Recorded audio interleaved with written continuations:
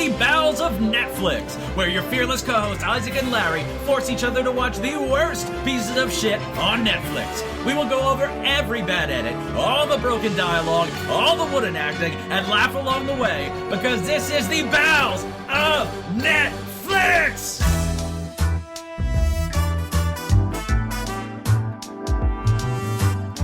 Alright, and welcome to the Bowels of Netflix. I'm Isaac, and with me as always is my fearless co-host Larry. How are you doing this week, Larry? I'm vampired out. Can we stop this? Can I do something else? Nope. I made the greatest discovery about the Twilight franchise while I was doing research for this movie. Now, this goes back to the first Twilight episode we did, which is movie 5, because Isaac's a dumb idiot cock. But, I don't know what you're talking about. We spent a while talking about the Renesmee puppet, which is the child of Bella and Edward. Spoilers for the entire franchise. The Renesmee puppet looks exactly, Isaac, like the Puchinsky puppet, and it's blown my mind. And is it just the same puppet? Honestly, it might be. You may have taken the fur off the Puchinsky dog face, and it's the same puppet. I'm going to post a picture to our social media stuff. I was going to say, I want to see a side-by-side comparison. Yeah, because I've been telling people about this, and it's terrifying how close the two of them look. Jesus. And it's a pity we can't go back and just, because we've done the 2 episodes that have the baby in it, and just call the baby Puchinsky. It would have been way funnier. Now I'm just picturing, what's-his-face, Taylor Lautner, just fucking Puchinsky. Oh, that's a much better story. That's a better love story than Twilight. And now I'm picturing him fucking Peter Boyle as the vampire from Young Frankenstein. Or, not, whatever, monster. He wasn't you moron. Too many vampires. Too many. Young Frankenstein contains no vampires. I know, he's the monster guy. He's the Frankenstein. Can we just do a podcast about Young Frankenstein? No. A much better movie? We should do a spinoff of Everybody Loves Raymond, though, because that's a great show. It's not. And is there a spinoff to that show? And I hope it had 7 episodes and was canceled. No, I don't think there's a spinoff. It's not funny. Was there with Robert? There might have been. I don't know. Who the fuck is Robert? The big goofy brother. You know their names? Yeah.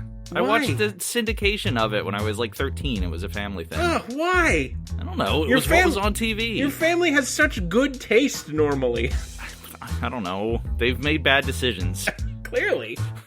If they fucking sat down together on the television set to watch Everybody Loves Raymond. Yeah, we were doing tabs of acid at the same time. The people who gather around to watch Everybody Loves Raymond are the characters in Everybody Loves Raymond. That's how boring they are. It's a terrible show. So much vitriol. I don't know why. For some reason, it's stuck in my craw how bad that show has been for the last fucking, 15 years. Jeez, well, I know what TV show to make you watch if we ever go down that road again. God, please don't. Season 1 of Everybody Loves Raymond. Reviewed by Larry Beard. I refuse. You set the precedent for TV. It's 3 episodes. Well, we'll see. No, we won't. We are the Bowels of Netflix. We review terrible movies, and you get all the squirty details out of our wieners. Details out of our wieners. This is the intro to the show. Yeah, well, I mean, squirt. You are a horrible man. Find us on Facebook, find us on Twitter, send us an email, bowelsofnetflix@gmail.com. I'm very excited. We actually got an email from a listener again. Yeah. We'll read it at the end. Places. Yeah, I know. Yeah. Look at that. Yeah. But yeah, write in and we will feature you. Yeah, definitely. And also send nudes. Don't do that. Don't do that. Send them in an attachment, and I'll just enjoy them. That's fine. I want no part of them. Sorry. I've sworn it before, and I'll swear it again. If you are a listener to this podcast, I will never fuck you. Well, yeah, I'm not going to fuck him either. I have a lovely wife, but I still want to see what our listeners' genitals look like. Nope, I don't.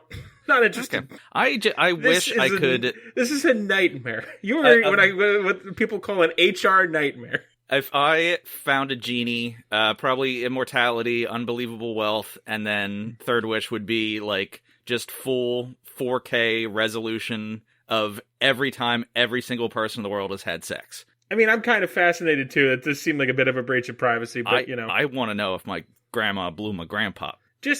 She did. I'm telling you now, she did. But yeah, I don't know. It's a shame you didn't get a chance to ask her while she was alive. Yeah, well. Horrible. Okay, so God damn it. Anything else? Rate, subscribe, all that fun stuff. Speaking of grandmas, slap her with a wet fish and tell her to listen to this podcast. I just imagine you hit somebody with a dry fish, and there's just a cloud of scales that come off of the hits. Ew. It's like from fucking jujitsu, and every punch would produce a cloud of fucking chalkboard eraser steam. I don't even know what to call it. Nicolas Cage. God. It's just getting hit with a dry fish. It's just a cloud of scales come off of it. Anyway, Scales, mermaids are Twilight. real. I don't know which is worse. Scales, mermaid. That's worse than Twilight. That's Definitely. I didn't even have to watch it. In the fucking 35 seconds of it I've seen, it's worse than Twilight. Oh, God. So, yeah, Twilight 1. We're going backwards. It's like Back to the Future, but everybody's a vampire and, wants to fuck Biff, I guess. I don't know. I don't think Biff is the villain of Back to the Future 1 and 2 and maybe 3? I don't remember 3 very well. No, 3. No, yeah, his ancestor's the villain in 3. Time is the villain in 3, and that shitty train CGI. Anyway, God damn it. It's Twilight 1, because we're reviewing them in the worst order, because this is the worst timeline.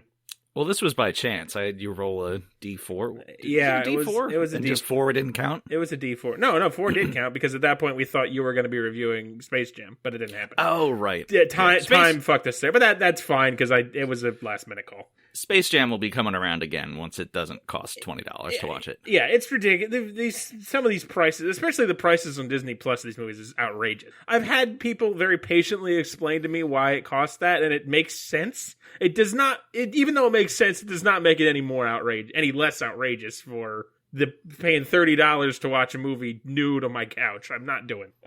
Speaking of nude on my couch, Twilight, 2008.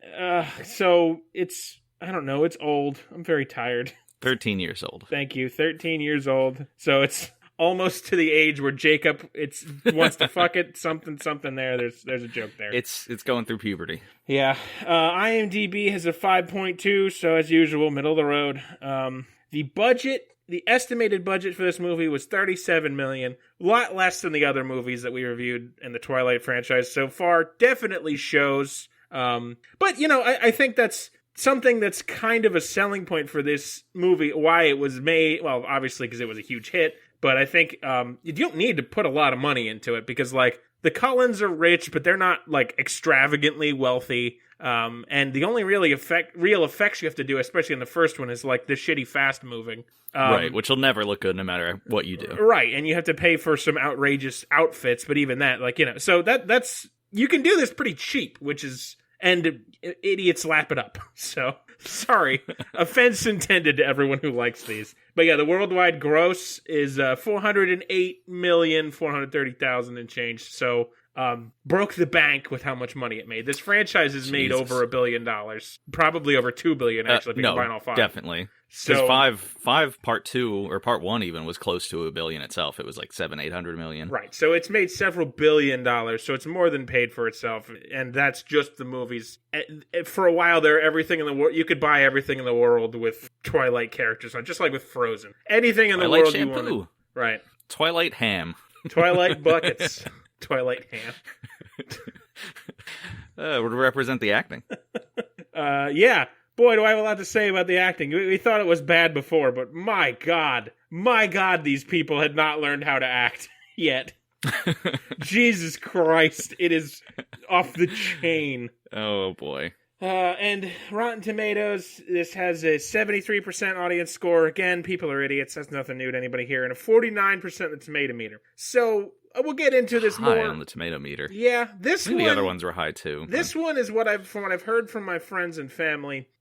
It's more. This is the one that people think is okay as far as the franchise itself goes. That's incorrect. It is a piece of shit, and I think I hated it as much as I hated the 5th one, just in different ways. But we will get into that overall. But yeah, it's very close to being a 50%, so straight down the middle for critics. To point out, what's the one you're watching next? The names to me are fucking nonsense. I don't know.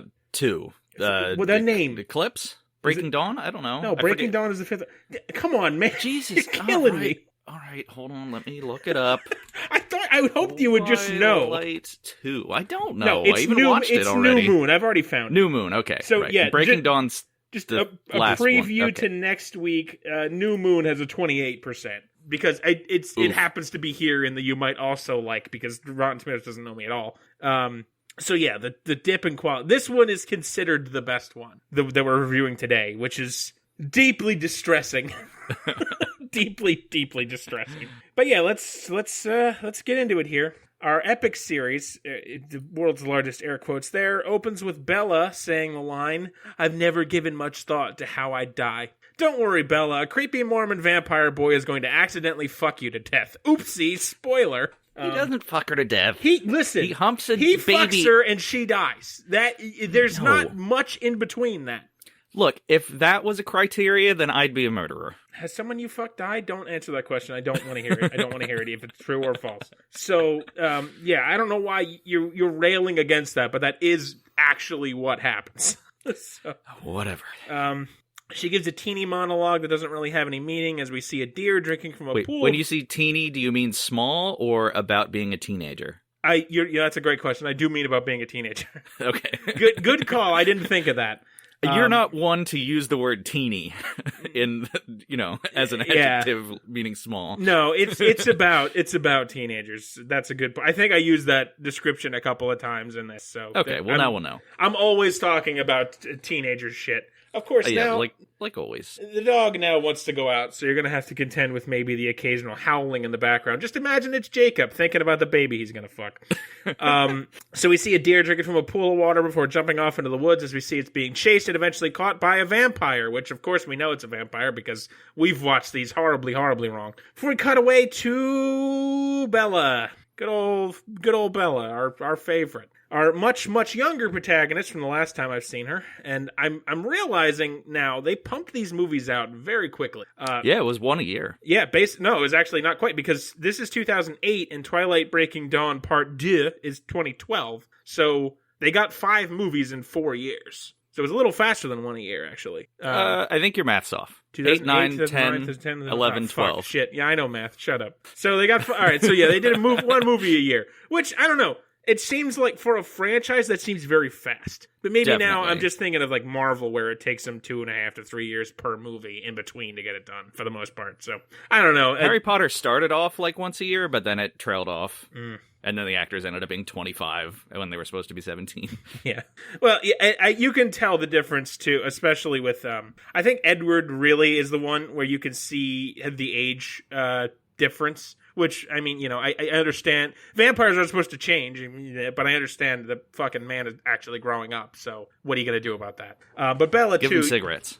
If I was in this plot, if I was in this movie, I'd also need cigarettes. But yeah, so Bella is in a desert monologuing of how she will miss Phoenix and her mom and stepdad. Apparently, they want to go traveling, and Bella wants stability, I think. So she's going to the town of Forks, Washington, to hang out with Daddy. And that is where... Forks. Yeah, that has been where the 4 and 5 have taken... The entire franchise takes place in Forks, which we have... Is a neighboring town Spoons? Isaac, Forks, Washington is a real place. We will get into that. I don't like it. Oh, well, they got a lot of tourism from this, even though it's a dinky gross. town. It is as portrayed in the film. It's a dinky shithole. I mean, I've lived in many dinky shitholes in Pennsylvania. Most small towns in America kind of suck, I'm learning. Really. This is true. They're all the same, and they all kind of suck in the same ways. Oh, the dog opened the door. Great. That's great. Fantastic. I don't know how he did that. He has no thumbs. Maybe he's hiding them from you. She mentions that there's a near constant cover of clouds and rain in Forks, and the population is tiny. It's something like 3,000 and change people. If I counted right in the final movie, I think that by percentage, this means that 67% of the town is supernatural creatures, so go figure. We get some establishing shots of small-town Forks as Dad awkwardly talks to Bella, whom he apparently has not seen in forever. Dad parks on the grass next to the driveway instead of in the driveway, and the grass is all torn up and muddy, and for some reason this irritated me the entire movie. It's the only thing I could think about every time I saw his fucking car. I don't know why. Just, there's a perfectly serviceable driveway right there. Park there. But then he wouldn't seem like redneck. But he's not, it's not a rednecky town mostly. There's one redneck who's going to get murdered, but I mean, like... He's kind of rednecky, like small-town cop drives a pickup, right? Yeah, but it's not... I don't know. See, we grew up in such a rednecky place that it, like, the difference to me is notable only because I've seen the darker side of it, you know? Yeah. So, Frenchman's bait shop. I'm glad that guy died. Don't remind me. Yeah, so... It's like, I don't know. I'm hesitant to say rednecky, but yeah, it's a small town. They're all the same. They go inside Dad's quaint lower middle class home. He mutters something about the bathroom, and Bella says, "Oh right, one bathroom." Now, she doesn't really deliver it like that, but I can't help but be snarky because I'm me. I can't tell what the motivation of that line was. Is she annoyed that there's only one and is being snooty? Is this just a further indicator of the disconnection between her and her father? Is she genuinely surprised because she's a vapid schlub capable of only one thought in her head at any given time? This line gives me nothing, but it's like one of the first looks at Bella that we actually have. It's like one of the first lines she actually says. And I don't understand. Is that supposed to indicate something, or is it just a fucking throwaway line about there only being one bathroom? Probably, because especially for teenage girls, they do so much primping and makeuping and getting ready and stuff. Yeah, and she's like portrayed, she's not portrayed as anything. She's portrayed as a stone in a field. She is nothing. She has no personality. So I don't think she was trying to be like, oh, there's only one bathroom. Where am I going to powder my nose, or whatever women do? I don't know. So to be fair, I wouldn't want to put on mascara like in a cloud of my dad's shit from 5 minutes ago. Oh God, you bring me back to my youth. Put a lot of mascara on as a boy? No, just unfortunately had to hang out in clouds of my dad's shit fumes. We lived in very small places. So speaking of dads, her dad's best friend arrives, who is a Native American man in a wheelchair, along with his son Jacob. Of course, we've seen them in movie 4. So Jacob, in the first movie, looks nothing like the Taylor Lautner we've come to know and drool over. What did you describe him as? A bucket of sex? I wanted to go back and listen. I think a bucket of sex. I think it was a bucket of sex, which he is by far in the 4th and 5th movies. My lord, the man is.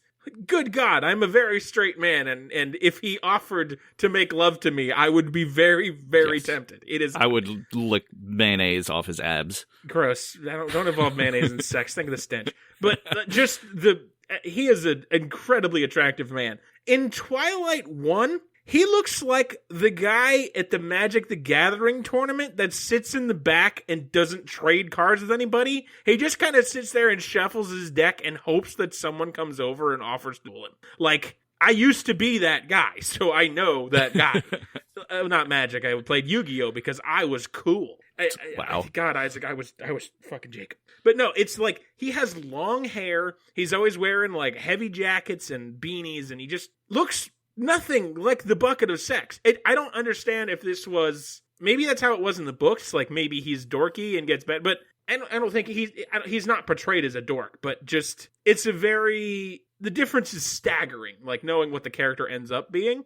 I mean, that's interesting. I don't think it matters. I'm not trying to make commentary. It's just, like, not knowing how the franchise started, but knowing where it ends, it's a staggering change. Like, it's what the hell is happening here? So I'm very interested to see in your next movie how Jacob is portrayed, like, from the start. Like, does he have what's the montage where like not Pretty Woman? Is that like a we're gonna make you hot montage? I'm curious if there's something like that where he starts off with his long hair and he's kind of like a dork, and he gets a makeover from the other werewolves. Well, I mean, that would make this franchise from a 0 to a 2 immediately for me. If they have like girls just want to have fun playing while the werewolves are like getting Jacob all nice to try and attract Bella. That would be incredible. So there obviously won't happen. I'm just curious if like at the beginning of the second movie, if he's still got his like short hair, or I'm sorry, his long hair, and he's like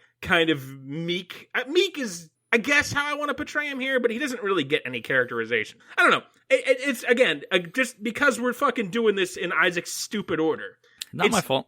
Shut the hell up. It's just very weird to, like, see him in movie 5, he's got his shirt off half the time, and he's bucket of sex, to see him in movie 1, where he seriously looks like a guy from the Magic the Gathering tournament. It's ridiculous. I don't know. I'm just curious how if that was done by Stephanie Meyer's grand design, or if just they were realized after the first movie, like, oh, we got to make this guy hot. We screwed up. We got to make him look not silly. Yep, I'll pay attention to how he's portrayed in 2, which Good. I forget again what it's called. I've already also forgotten.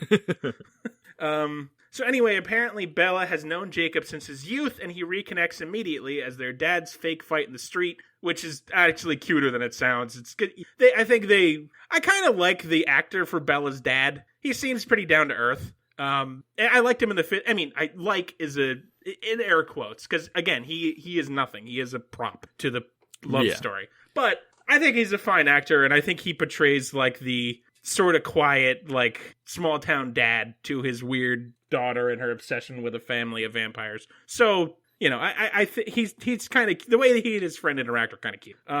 So apparently Dad has bought Bella a dumpy old truck as an arrival present. Jacob mentions he goes to school at the reservation. And Isaac, I'll be fucking damned.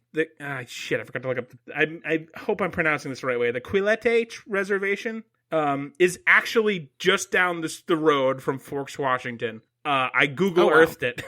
I thought I had an early curveball for Steph Myers, but she actually did her homework here. And while we're on topic, I want you to just keep an eye on that in the second movie and how the whole thing with being werewolves is related to being a Native American. Yeah, I was kind of wondering that. And I think I think if I understand the vague bit of Twilight I've gleaned, like the whole franchise, I think movie 2 is Jacob's coming out. As like a major character, and because he's just a side character in this. Like, I think movie 2 is when the werewolves get introduced, and I'm curious to see if the whole tribe is werewolves, or I don't know. I want to know how closely it's tied to the being a Native American thing, if they talk about it, because it's kind of hinted at here, but they don't, like, there's no werewolves in this movie. It's just kind of teased. So keep an eye on that, and I want you to report back on your findings on Native American werewolfiness. Okay, now I have homework now. Yes, good. You've earned everything you've gotten. So anyway, Bella takes her dumpy truck to school and is sort of nervous about how she will be received. The student body seems to be jeering at her for a few seconds before she is accosted by a student named Eric, who is immediately kind to her. And Isaac, for the sake of my sanity, and after a hot tip from my dear friend Sarah, who is kind and honest and would never be mean to me in any way, I'm going to basically ignore Bella's entire friend group. And here's why. They are not in the last movie at all. None of them. In any way. Coupled with the fact that they're barely in 4 after your review, they aren't vampires or werewolves, and they in no way move the needle of the plot in this film other than to give Bella some early knowledge about the Cullens. There's just no reason, as far as I'm aware, to bother explaining who they are, why they're here, or their weird, tiny plot lines that are only connected to each other and don't seem to affect the vampire plot in any way. I was told Anna Kendrick, who is one of the friends, is horrible, and you said something about how she, like, gets mad at Bella or Edward and something. Yeah, she makes a snide comment about her being knocked up, and that's why they're getting married. So maybe in, like, 2 and 3, there's more stuff about the friends, but in this movie, they don't matter at all, and they don't matter in 5, so that's not my job today. The human students do not affect the plot of Twilight 1 in any way, so they're just going to be an amorphous mass I mention only as a collective, because there's no point in bothering to explain who they are, because they don't matter in any way. So like I said, enough. Bella immediately makes friends with this amorphous group of human fellow students, like instantly. She does nothing except being pretty, if you believe that kind of thing. Like, I'm not kidding. It is instant. She's walking down the hall, and this dude comes up to her, and he's like, "Hey, I'll show you around. Here's all my friends. We're all best friends forever now." She makes this whole group of like 6 friends while doing nothing at all to earn it. She just exists, and everyone loves her, which is the entire plot of the Twilight franchise. There is no reason to enjoy this person. She is a rock in a field. She moves the needle in no way for any sane person. She's a very special rock. Oh, yeah, well, she's the most special rock, and somehow is the strongest vampire, which I still need to have explained to me. Maybe my good dear friend Sarah, who has only ever shown me kindness, can tell me. So Bella and her new group of friends are all sitting around being friends. Anna Kendrick refers to Bella as a new toy, but says it in earnest, like it's not meant to cut. Did Steph Myers just grow from a pod and just start, or Steph Meyer? I don't know. She's Mormon. You're right. She did grow from a pod. You're absolutely right. Suddenly out the window, we see that the Cullens have arrived at school. Of course, Bella is immediately drawn to them. It helps that they're all dressed in white, like a cult, a Mormon cult. The friends gossip that the Cullens are all dating each other despite being foster siblings, while the friends give us running commentary on who the Cullens are. Except we still don't learn anything about them. Isaac, I'm 2 movies in, and I still don't know who the ancillary Cullens are. Like, Psychic Cullen is there. She's the one that sees the future, and I kind of get her deal. But this is the first movie. And do you know what I know about the Cullens that aren't Psychic Cullen and Edward? Still nothing. Well, there's Dr. Daddy Cullen. Well, yeah, I mean, he's not he's not one of the children. And okay. Either way, you know what I know about Daddy Cullen? He's a doctor. And he's like the leader of the Cullens. Does it ever get explained why they go to high school? Yes. And it's incredibly stupid, and I'll be talking about it later. So just sit tight. It's a very bad explanation. Speaking of, Edward himself comes in to join his weird family. He's wearing black. You know why, Isaac? Because he's cool. Different. He's a different kind of vampire. He only wants to smush human boobies, not vampire boobies. We get a little smushing boobies. We get a little music under him walking to join the other cultists. I mean, Cullens. Edward, we've talked about him before. Again, he's sort of like in the 5th movie, I would say he's traditionally attractive. The problem is in all these movies, the vampires, in an attempt to look dead, are like so pale. It's so much makeup. And I feel like in the first movie, they haven't quite figured it out yet. So it looks a little too obvious that he's wearing like paler. Is there paler a type of makeup? He's wearing way too much makeup to look like a dead vampire. Right. And his hair is weird. And again, like I think by the end of the series, they figured it out a little more with how to make him look. But in this one, it's rough. Like I wouldn't call him.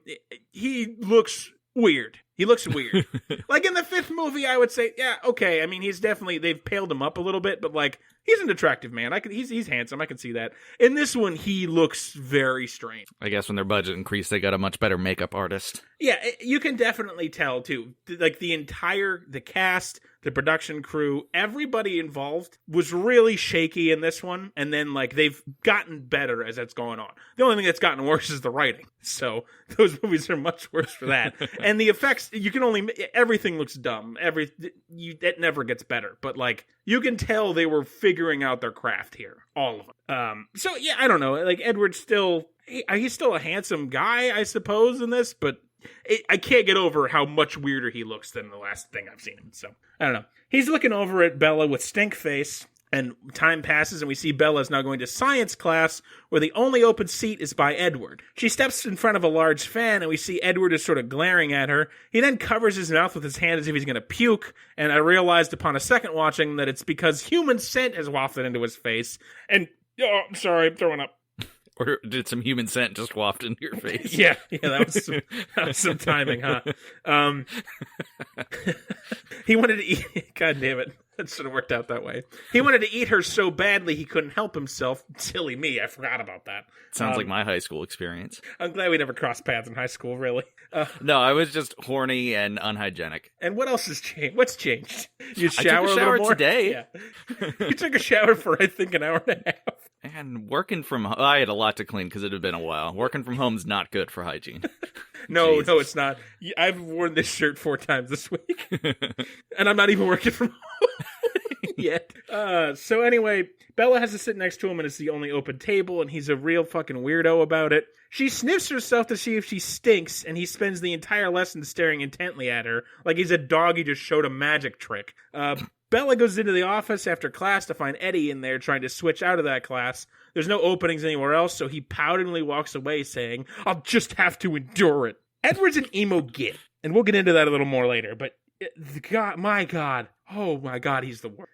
The next day, Bella is in town eating pancakes with her dad. A creepy dude comes up and asks if Bella remembers that he was Santa when she was a kid. It's a weird, creepy interlude that I thought was setting up that he was going to be like the villain of this movie, that he was gonna like stalk her and obsess over her, and that Edward was gonna save her. But no, that would be too interesting. He's just gonna get murdered. And then like after this guy, like the dad's like, yeah, okay, I forget his name, Philip, get the hell out of here. And then it's just 20 seconds of them eating in silence. Like there's a lot of, you mentioned in your movie review too, there's a lot of like just people eating in silence in this franchise. I don't know why. Yeah, at one point, she likes cooked chicken or something, vampire. Right? Oh yeah, Bella eats some chicken. There's another thing I didn't mention where she hands some of the werewolf sandwiches, and we just see Taylor Lautner pout and like take a sandwich and nibble on it. It's weird. Yeah, I wonder if maybe that's one of Steph's kinks. Which, it's fine. I mean, whatever floats your boat, but I don't know. It's like George Costanza eating during sex. It's weird that it seems to come up, like, because I would not have noticed it if you had not mentioned the point of her eating the chicken and, like, in silence. And then I'm like, wait a minute, it's happening again where her and her dad are just, like, eating pancakes and not talking for, like, actually 20 seconds. I don't know. It's weird that it keeps coming up. So I'm going to keep an eye on that, too, in the third movie, which I'm sure is my next movie. So Bella calls her mom, and they talk about school while mom describes her meaningless trip. Bella is clearly torn and conflicted about something. She's been in a new town for a few days and already has a bucket of friends. Everybody in town loves her dad, so they love her by proxy. But she is totally hung up on Edward, a guy who has been nothing but unconscionably rude to her since her arrival. I guess he's handsome or whatever, so that's supposed to make it better, or his eyes are all deep or something. I don't know. Next morning, Bella is at her truck when she monologues about how she's going to confront Eddie and demand what his problem is, but he doesn't show up for work or for school that day. Her gaggle of new friends. Gaggle, Isaac. Gaggle of them. There's 7 of them, I think. Are they geese? 6 or 7. Basically, they might as well be. They matter as much as geese. Invite her to come hang out with them, but she brushes them off because she can't stop thinking of the rude boy who made a gagging motion upon sight of her. Days pass and Eddie isn't around, although the other Cullens are. We cut to a factory on what seems to be the outskirts of town. We see a man running for his life through Dutch angle hallways before being assaulted and presumably killed by what we later learn is, of course, vampires. Next scene, Bella walks down the front steps and promptly falls on her ass on slippery ice. I'm not sure if this is a plot point or if she just fell and they rolled with it. I could believe either one. Anyway, Daddy talks about the murder we just witnessed, and he said the running theory is that an animal tore apart the unfortunate worker to pieces. That day at school, 2 of her new friends are both trying to put the moves on Bella and ask her to prom, but she sees that Eddie is in today and literally nothing else in her life matters except that, so she ignores them. When she sits down next to him, he apologizes for not introducing himself, and they have very awkward, stilted small talk, the Steph Myers special. Steph, I missed you in between the weeks I didn't have to care about you. You and your terrible stories. It feels like only last week I was hearing about how you and how terrible you are. Memories. When they look, God, there's so much, Isaac. I have 13 pages. Good Lord. I have 9,001 words written. Jesus. You're a madman. 9,001 words. It's almost as long as Twilight. I think Twilight's much longer and has far less substance than my review.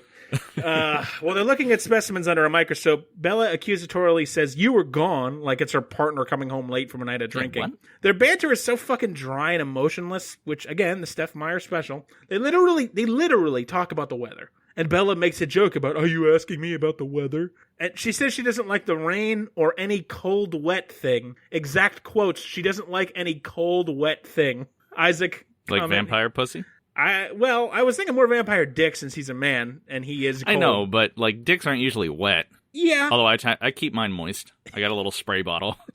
You just imagine like you, a succulent. Like a succulent. Like a succulent. That's my nickname for my wife, the succulent.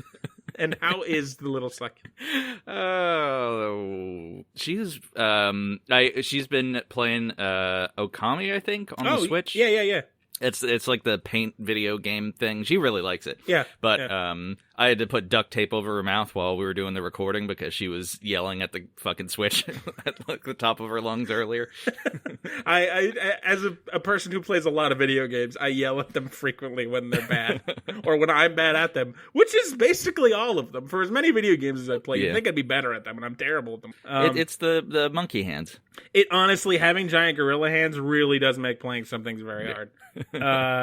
So the conversation that Eddie and Bella have could not be any less interesting, even for any other romance movie we reviewed in this program before. It's among the worst. And I know I mentioned this in the Part 5 review as well. Steph Meyer has no idea how to write small talk in any way. Like, she is incapable of... Like, the dialogue is... Oh my God, Isaac, you are not going to believe some of the lines that this movie has. It is truly some of the worst lines ever uttered in human history. But, like, her small talk is wretchedly bad. It is unbelievable. It's like she's never had a conversation with a human being before.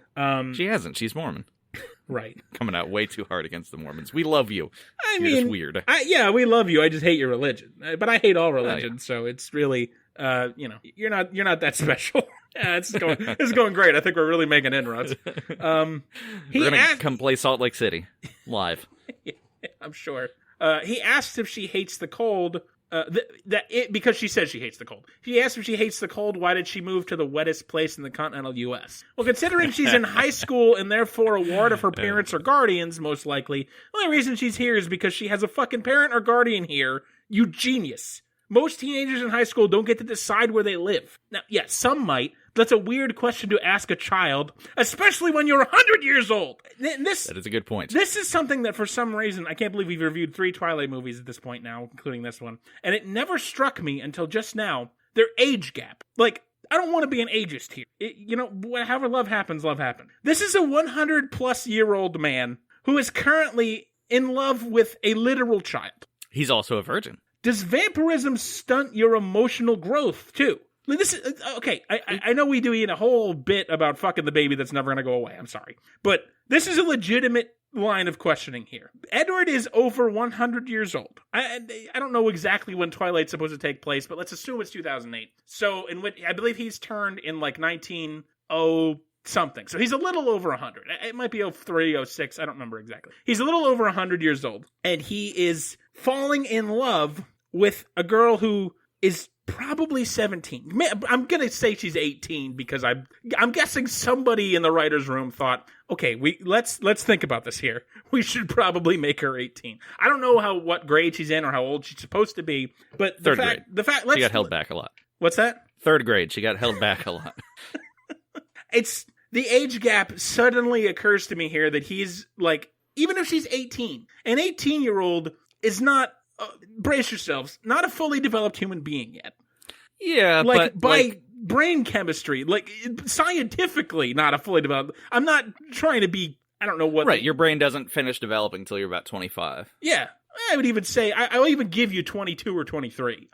Just to mollify the cutting I'm doing on people right now. Like, I mean, I think there's a reason, you're legally responsible at the age of 18. I don't think most 18-year-olds are legally responsible. Having been one, I truly don't. I'm on the fence about how, like, fucking independent you're even capable of being at that point without being a complete idiot. I think most 18-year-olds genuinely are idiots. I think I was. Yeah, people generally are idiots. Right. I don't know. Right. But like, I do just, well, it'd be weirder if the 100-year-old Edward was fucking some 90-year-old in a nursing home. Well, not if they'd been together for a long time. I guess. If Bella never gets turned into a vampire in this series, and they're together when they're in their night, and then he's a vampire, she's 90, like that, that doesn't bother me. We focus so much on the fact that Edward, the character, is turned into a vampire when he's like, no, actually, I think she's 7. No, I'm sorry. She is actually 17 because that comes up later. I apologize. And because she asked him at one point, how long have you been 17? Because he's in the body of a 17-year-old. It's strange to me that we, like, accept the fact that this guy's 100 years old and it's cool for him to date 17-year-olds because he's in the body of a 17-year-old. Like, obviously vampires aren't real, so it's a fucking moot point anyway. But, like, the gap in their ages only struck me as being odd now. You know what I mean?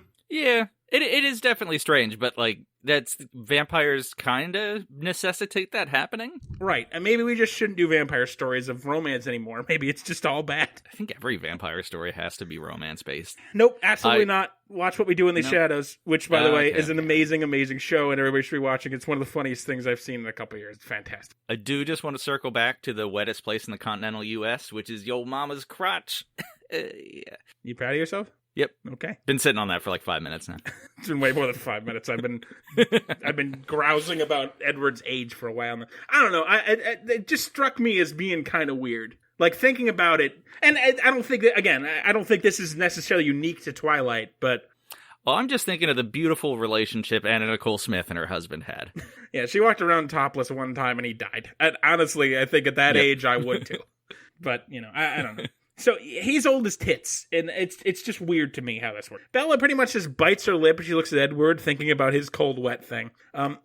Eddie asks her a bunch of questions, like he's never had a conversation with a person before, even though in theory he's had a billion because he's been a teenager for 100 years. And he's been to many schools. We'll get into it in a second. Bella notices his eyes are a different color and asks if he has contacts. And because he's an idiot, he just kind of walks away without answering. Since, I mean, he didn't. It's awkward. Why wouldn't you wear the same contacts? Why do you have multiple different colors of contacts, you fool? Okay. In the parking lot, this is one of the dumbest things. She's standing by her truck, and her friend group have a van, and I guess the friend blob guy loses control of the brakes, and it's speeding towards her and is about to kill her. And Edward, who is across the parking lot, suddenly appears and like saves her by like stopping the van from hitting her with his hand. Oh, I've seen that. Yeah. And this is what sets off her whole "this guy might be a vampire" thing. and it's just so dumb. And thankfully they don't show the fast moving. Like, we just see Bella is like covering herself, as you know, because there's something speeding at her. It's just a human reaction. And then Edward suddenly runs into frame and like stops the van from hitting her. And somehow, even though there's a literal parking lot full of people, and he must have, like, it's a plot point, even though we don't see it, he must have vampire fast moved over. Nobody fucking even notices he's there except for her. How is that possible? Sense. Like, it doesn't make any sense whatsoever. Oh, it's perfectly fine. No, it's not. And I'm upset about it. It's good. Shut the fuck up. After the van thing, Bella is at the doctor's with her dad, who is furious at the friend who almost killed her, rightfully so. Bella is giving typical teeny answers. That's teenager answers. Dad says, "You could have been killed." And she says, "But it wasn't, I wasn't, so it's okay." Teenagers. I hate you. So into the clinic or whatever walks Daddy Cullen, the patriarch of the Cullen clan, and a doctor. This man looks like a vampire. He is just so pale. The Cullens are all so pale. If the actors weren't millionaires, I would feel bad for the sheer amount of makeup they had to deal with in service to Steph Myers and her mad visions. The man is a vampire. If Twilight didn't exist and I was in the grocery store and Daddy Cullen walked in pushing a cart with some cans of beefaroni and a bunch of bananas, I would say to myself, I think that guy is a vampire. Where did I leave my holy water? By the way, folks, yes, I do have holy water. I'm a licensed minister of 3 different religions. If I bless it, it's holy. That's how this works. I also have a Can you make holy milk? Yes. I also have a vial of my own blessed blood. If you How did you get it out? That's not important. I'm not kidding. Jesus Christ. I'm not kidding.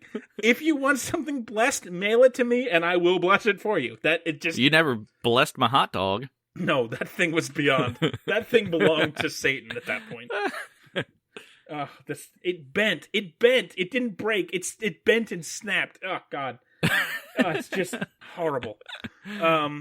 Anyway, Bella name drops Edward is saving her life, and Daddy Cullen looks uncomfortable before making an excuse to leave. Out in the hall, Bella overhears Eddie, Daddy Cullen, and some third one, I don't know who, admonishing Eddie for his big oopsie by saving her life with his vampire powers. Bella confronts Eddie alone about how he got to her so fast. He gaslights her by telling her he was standing right next to her the whole time, basically telling her she hit her head and it's made her crazy. He then tells her the vaccine is fake and sweeps his cape around him, flying off into the sky shouting, "Stop the steal!" as he rockets off to the moon, where all vampires live. And as we know, and this is a fact that I know for sure, vampires can definitely fly.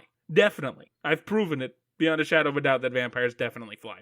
You're saying that very emphatically. Yeah, I think it's very important to note that vampires can fly, and that's the thing that we all know. Interesting. Yeah, I don't think it's ever been in doubt. And it's been explained in such great detail, I don't think we need to really think about it. The next night, we see Bella sleeping in her bed, while Edward is standing over her bed watching her sleep. How romantic. Isaac, this is supposed to be romantic. Yeah, I don't see a problem with that. It's deeply, deeply, deeply wrong. Really? Uh-oh. Yeah. Oh, yeah. no. I know that's how you courted your wife, and the fact that she has not pressed charges is truly a testament to her patience. But it's kids, not cool. If you're a child and think, first of all, stop listening. What are you doing? Tell your parents you've been wronged and you need to be stopped. But this is not cool. If that's not obvious, don't sneak in and watch your crush sleep. Gross. It's gross. I don't care if you're a vampire. It's gross. Next day, Bella is recreating the truck accident while one of her blob of friends asks her to go to prom. This guy is bearing his heart to her, and she literally tunes him out to look over this guy's shoulder at Eddie, who is staring at her all vampiric-like. Bella awkwardly tells this guy she's going to visit her mom that weekend and she can't go, and then tells that friend to date a different one of the amorphous friend blob, and that, of course, goes incredibly well because Bella's the best at everything ever. The whole class goes on a field trip to a greenhouse, I think. Edward starts demanding personal information of Bella, like why she's going away on prom weekend. Eddie is still exceptionally rude to her. He goes so far to tell her that being rude to her is the best way, before walking off without really explaining it. Outside, he moodily tells her that they shouldn't be friends, which I didn't think they were. Again, he's been nothing but a jerk to her the entire time. They're both weirdly obsessed with each other, but I don't really think that's friendship. They have more stilted pre-romance emo banter before Edward angrily tells her that she has to ride the other bus home. She can't ride on his bus. They're on buses. What? They're in high school. What is happening? Why does this plot start in high school? I don't get it. It doesn't... If only John Hughes could have directed this. Yeah, I'm sure he could have really salvaged something out of this garbage fire. Dad and Bella talk a little bit about Mom and her new husband, but again, in the other two Twilight movies I've seen so far, or the other two Twilight movies we've done so far, the mom is of essentially no importance, so I'm not going to bother with it. At school the next day, Bella's hanging out with a blob of friends, while of course being pretty much only concerned with the Cullens and what they're doing. While she's making a salad from the school's very well-stocked salad bar. I've been to school, never seen a salad bar this well-stocked for a town of fucking 3,000 people, of which, again, at this rate, it looks like 14% of that town is currently in school, so the population breakdown is very strange. Eddie comes to talk to her. Eddie tells her the smart thing to do would be to stay away from him. Bella says, well, let's say for argument's sake I'm not smart. Yeah, Bella, that's going to be a real stretch for me. Bella runs... Yeah, she's in the 3rd grade. Yeah, Bella runs through her working theories on how Eddie saved her life from a runaway van. She mentions kryptonite and radioactive spiders. What? Well, just like she, that's Spider-Man and Superman, so she's implying that he's a hero. He says, quote, what if I'm not the hero? What if I'm the bad guy?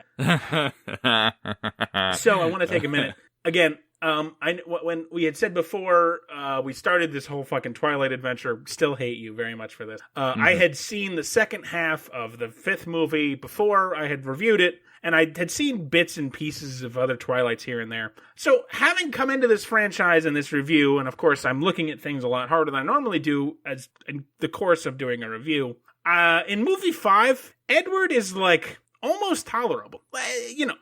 Obviously everything sucks, but in the context of the movie itself, he's like just a guy.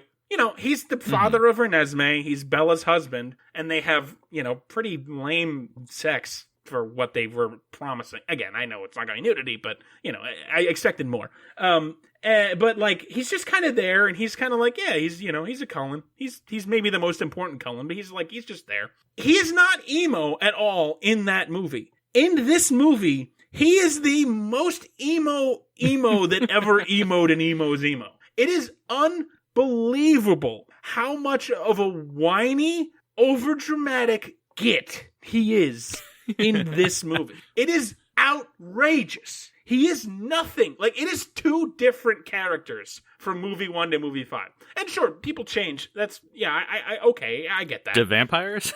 Well, vampires don't change. That's precisely the whole plot of having a vampire thing. He's fucking 100 years old and still dating 17-year-olds. But, like, it is so dramatic. It is unbelievable. Like, I never would have guessed from watching movie 5 that he is so unbelievably dramatic. It's unbelievable. It is a 100% change in character, which is, so again, that's fine, I guess. But like, boy, did I not! This was a real curveball for me. I didn't expect this. Like, being so over the top dramatic, and what some of the lines we're gonna get to later are even worse than this. But just this is where it really starts. Of like, maybe I'm a villain, maybe I'm not as cool as you think I am. After their dumb chat, Bella invites him to hang out at the beach with the other friend Blob. He hems and haws about it, but doesn't commit. At the beach, Bella gives advice to another of the friend Blob to date yet a different member of the friend Blob. Again, none of this stuff matters in any way, but they're all dating each other, and who cares? And everybody loves Bella because she's so great, ? She's the best. As they talk, Jacob and some of his cronies show up, as apparently they are on... Apparently... Wow, I'm sorry, I'm bungling all my words because I'm tired already and screaming. My voice is... Apparently, they are all on this beach is on the reservation. It's a real beach, too. But Jacob and some of his cronies show up. Anna Kendrick teases Bella about inviting Edward, and the 3 Native American boys scoff at the Cullens. I wonder why. Oh, wait, it's definitely because they're werewolves. Oopsie. Spoiler. Bella and Jacob go for a walk, and Bella asks him what his friends mean about the Cullens not coming to the beach. Jacob tells her it's a secret, old, scary story of their tribe. Jacob says that his tribe, the Quilete, apologies if I'm not pronouncing that right, are descended from werewolves. Native American history alert, this is not true. This group of people is not a werewolf coven that opposes vampires. They're a real-life tribe that got, believe it or not, a shitty deal from the U.S. government. I know. Who could have guessed that? Are you white-splaining the Native American tribe? I'm white-splaining, yes. Okay. I guess. I'm glad that's how we're putting it. You don't know they're not werewolves. Oh, I do. They've come out and said we're not werewolves. And I know your line is going to be that's exactly what a werewolf would say, yes. The popularity from the movies brought them a little bit of a cash influx, and they used their newfound fame to quickly sue the government for some of their lands back, even though they still live in basically a few square miles of coastline. The year 2000 census, their population was 371 people. They have made $0 from Stephanie Myers besides dumb tourists hoping to eat clams off Taylor Lautner's naked body. An article I read had the following sobering quote, which I thought was interesting. Quote, despite numerous scenes and merchandise featuring the glamorization of their culture, any rights to the content relating to the Quilete werewolf pack still belongs to Meyer and Summit Entertainment. Yeah, so... Yeah. Once again, these folks have gotten a whole lifetime of raw deals. They've been trying to raise money since 2017 to try and move their school and some houses out of a potential tsunami zone because apparently they're one storm away from having like basically everything they have just be destroyed.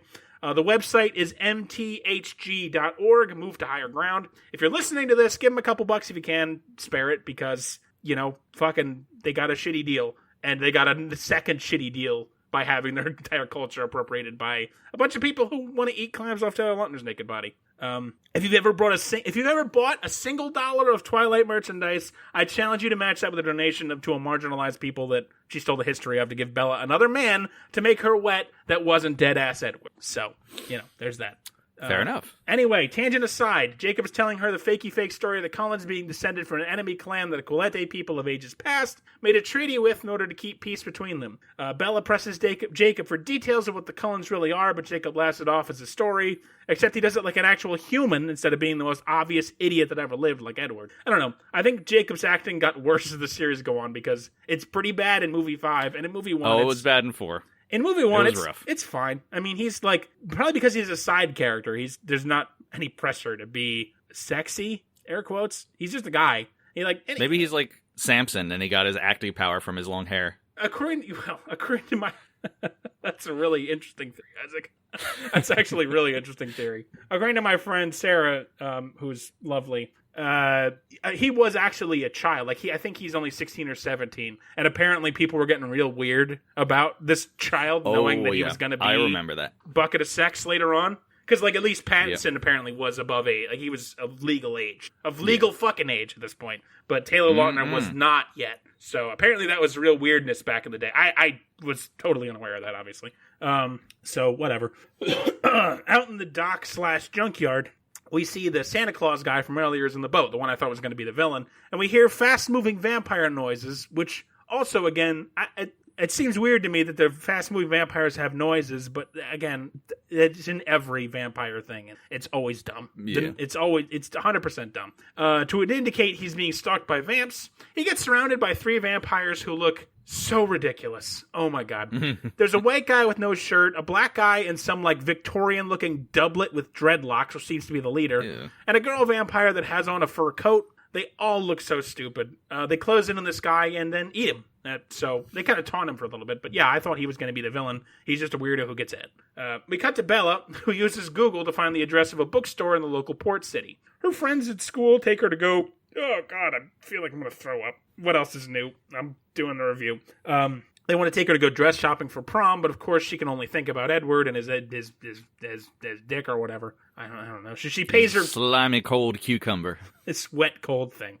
So she pays her friends no mind, which is, they're way too nice for her. I don't know why they accept her, but I guess she's pretty or whatever. She wanders over to the bookstore and buys a book of Quillette legends to investigate the story Jake told her about. While walking home through a foggy area, totally alone, not sure where this is or why she's there, she is accosted by a group of roving rapists who just surround her. Edward shows up out of nowhere, zooming up in what I'm going to call a Prius, but I didn't actually check or really know what a Prius looks like, but I think it's funnier just to call it a Prius. And I also don't care, so fuck it. They front on Eddie as he puts Bella in the car before he gives them a stare that I'm certain that they told Robert Pattinson was intended to be menacing, but just looks like his normal, dumb, emo face. He, goes to, do the as he's going to, kind of front on them, but, it just looks like his normal face. He doesn't bare his teeth or do anything like that. He just kind of looks like Robert Pattinson. I don't understand it. It's a bad shot. Baring your teeth as a grown man is intimidating. But he's a vampire, though. They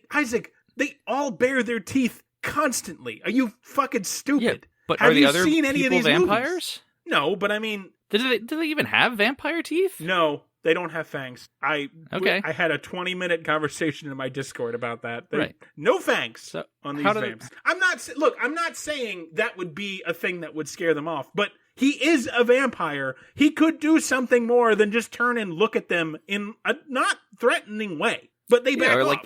If you're scaring off a mountain lion, you flap your jacket out. No, Isaac, in this movie, whenever they see a mountain lion, it gets immediately eaten. Sexually? So, no, eaten for sustenance. Jesus. Yeah, so they're endangered, I think, maybe. You don't know that, and I don't care.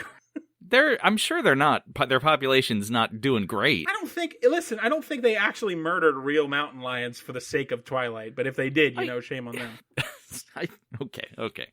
Jesus. So the rapists run off, and Eddie speeds away with Bella. On the drive back, he is muttering through gritted teeth that he should have murdered those guys. He mentions that she didn't know the vile things they were thinking. Of course, we know from later movies that Edward can read minds.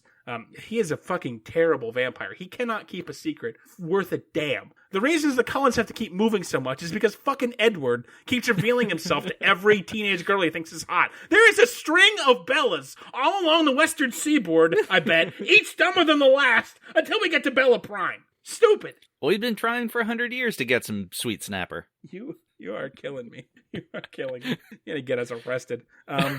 So Edward overacts so hard in this fucking car ride. It is the worst. He brings her back to the other girls from the friend blob, and they kind of swoon over Eddie because he's handsome, ?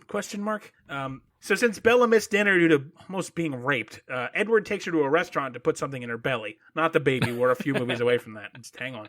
Obviously, since he's a vampire, he doesn't eat. He mentions he has a special diet. Why doesn't he just fucking scream to her that he's a vampire? He is the worst at hiding it. Fuck's sake. At dinner, Bella asks him how he knows where she was to save her from the rapist. He says he feels protective of her and followed her. Bella, honey, run. Again, he says that he heard what they were thinking. Bella says, so what, you can read minds? And he doesn't deny it. He says he can read minds and points to everyone in the room saying what they're thinking. He can tell what they're thinking except for her. He can't read her mind. Ooh. And he points to the people in the place saying, money, sex, cat. Yeah. So, yeah, Steph, you're really hitting on what's wrong with humanity. The only thing about money is sex, clearly. And Edward and Bella are so, well, yeah, that was supposed to be a joke and it's not funny. And then, Bella and Edward are supposed to be so much better than, go soak your head. But yeah, when he reads her mind, there's nothing. Hey, Edward, here's a thought. Maybe it's because there's nothing there. Yeah. Maybe it's because she's a brain-dead moron. That's my thought, is that he's not that he can't read her mind. It's just a fucking hamster on a wheel that's just spinning because it's going too fast and stuck. I'm going to say one of those monkeys that clap cymbals together. Yeah, even funnier. Edward says he doesn't have the strength to stay away from Bella anymore, so she tells him not to. Bella, honey, Jesus. run. While they drive home, their hands touch, and she realizes he's ice cold. They drive past the second murder scene from earlier and come across Daddy Bella and Daddy Cullen investigating the Santa murder, which again they say is via animal attack, which we know, of course, it's vampires. Bella talks to her dad, who is torn up that his friend got eaten, and hands her a bottle of mace to protect herself from bears, I assume. Bear mace seems like something not to screw with, and they do live in the middle of bumfuck nowhere, so honestly this seems fair. It's a good dad move. Back at home, Bella uses her Quillette book and Google to determine that vampires exist and Edward is a vampire. She Googles vampires and figures out he's a vampire. That's what Good happened. God. What is she Googling on? What device? A laptop. I honestly... Oh, come I'm on. not... I guess Apple. It's gonna be Apple. I guess I'm more immune to product placement than you, because I didn't even think to look at that. Now I gotta check. You need a vamp while I fucking pull it up on Netflix. It's because they did it in my movie. Fucking 27-inch iMac. Well, this is 2008, so maybe they didn't, and it was the first in the series, so maybe they didn't have that, I can't look it up right now. Netflix is being a piece of crap. So anyway, let's assume that it's a 16-inch iMac. Available for $16.99 at your local iStore. I don't care. Next day at school, Bella confronts Edward about being a vampy, bo-bampy, fee-fi-fo vampy, the vampire. I don't know. There's really dramatic music as they walk past one another in the halls and head to the woods where she can talk to him in private. That's a good place to accuse a vampire of being a vampire. She's not smart. She's not smart. They play sort of coy about it while she lists his powers before accusing him of being a bloodsucker. He says if she's afraid, and he asks if she's afraid, and she says no. He gets sort of aggressive with her, telling her that they eat people before telling her they are going up the mountain to the sunlight so she can see what he looks like, scooping her up on his back and fast running her up the mountain. And in this movie, the fast running is even dumber looking than it is in the other ones. But again, they had less of a budget. They were just figuring out, so I understand why. But just like we've been hammering home, it always looks dumb, and this is no exception. This is the dumbest of them all. So Edward takes her to a sunbeam and shows himself off. Obviously, everybody knows the big hook in Twilight is the vampires are sparkling in the sunlight, and we've talked about it before, blah, blah. So they sparkle instead of turn to dust. I don't need to go over it. Here we go. Bella mentions that he's beautiful, and he replies with, in his most emo-y voice, one of the best lines in the whole franchise. Oh, no. And I'm going to try to mimic his voice. Beautiful. This is the skin of a killer, Bella. I hate Edward so much. This is the skin of a killer. That line is so fucking classic. Man, I'm going to start using that. You gotta love it. Oh. God. He goes on about how he's a killer. He's the world's most dangerous predator. He says his voice, face, and smell is designed to draw her into him to make her easier prey for him. He then shows off his powers by jumping around and moving fast, getting aggressive with her by telling Bella how tough he is and how easy it would be to kill her. He says he's killed people before, and she says it doesn't matter. I think that matters a little bit. Yeah, a little bit. A vampire, whatever, blah, blah, blah. But still, I think that's like something you should talk about. Mm-hmm. Yeah, this is also such an unhealthy movie for teenage girls. Oh my God, it's the worst. Oh no, holy crap. She is in an abusive relationship. Jesus. And then I think Steph figured out the criticism, and then the end of the series, she's just ridiculously strong and has all the agency for no reason. Feminism. Yeah. Like, that's not right. I don't mean for no reason. I just mean out of nowhere, I guess, is like just suddenly, right. I don't know. It will have a better picture of this as the series goes on, but yeah, it's bad. It's really bad. Like, it's not a good thing for your kids to read. If you have kids and you're nostalgic for this, like, don't show them this till they're older and have a better, don't show this at all. Like, this is not great for kids to grow up with, I don't think. It's not Instead of this movie, just find a bird that's dying and bring it home and just watch the bird die as a family. I was like, did we have bad childhood? I think so.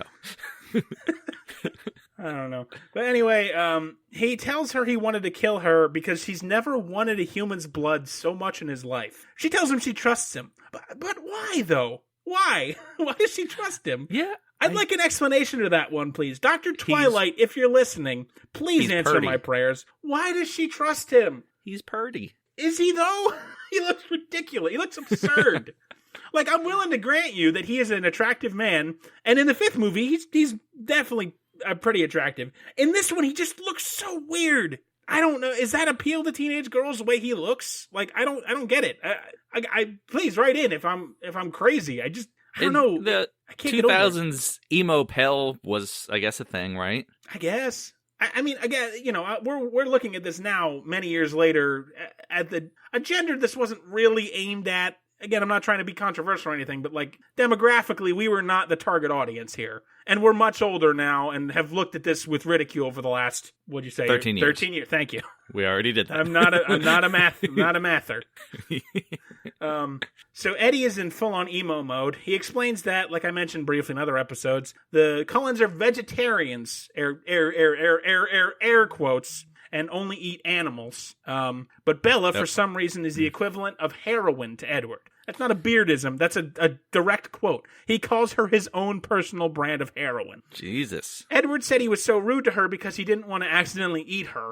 Boy, that seems to be a running trend in this series. Vampires just might accidentally eat people they love. Just, I guess that's just cool. Almost like it's a bunch of teenagers trying to control themselves and only have sex if God tells them they can by getting a church-sponsored marriage.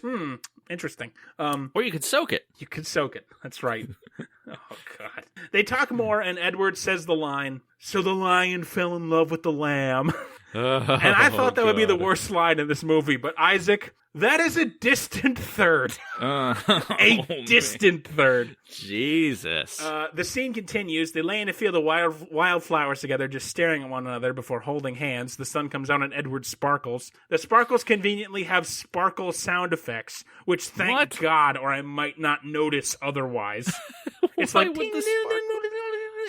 why would it make noise? I mean, I don't think in the context of the movie itself, it's not like Bella is hearing the twinkling noise. I think it's to indicate to the audience there's twinkling, but God, is it dumb? And I that's not unique to Twilight. I'm not going to totally shit on Twilight for that. A lot of movies make twinkling noises when things are twinkling, which is just dumb. We don't need that. Okay, I'm not an idiot. Also, I don't think they twinkle when they're on their honeymoon.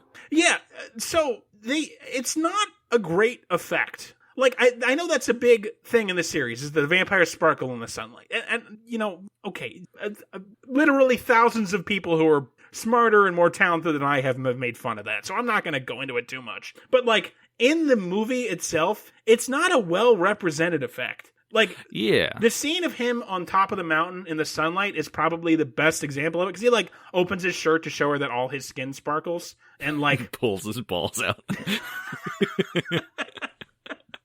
Just imagine glitter. I kind of want to glitter bomb my junk now. Oh God! Oh, your poor wife! Don't do that to her. But like they make a show of like him kind of turning. No, he doesn't do like a catwalk turn, but like they kind of do a show of like that's probably the best effect of the sparkly skin in that. But like in the fifth movie, when Bella after she's a vampire, she goes like into the sunlight to admire herself with the sparkly skin. You can barely tell. They don't do a great job of representing what it looks like in the movie itself. Like, I think the sparkly effect is necessary to show, like, what they mean. And it's really, like, it has to be obvious sunlight. Like, it has to be... The reason they live in such a cloudy, overcast place is so they can have real lives, air quotes. But, like, most of the time, it does not come up at all. So...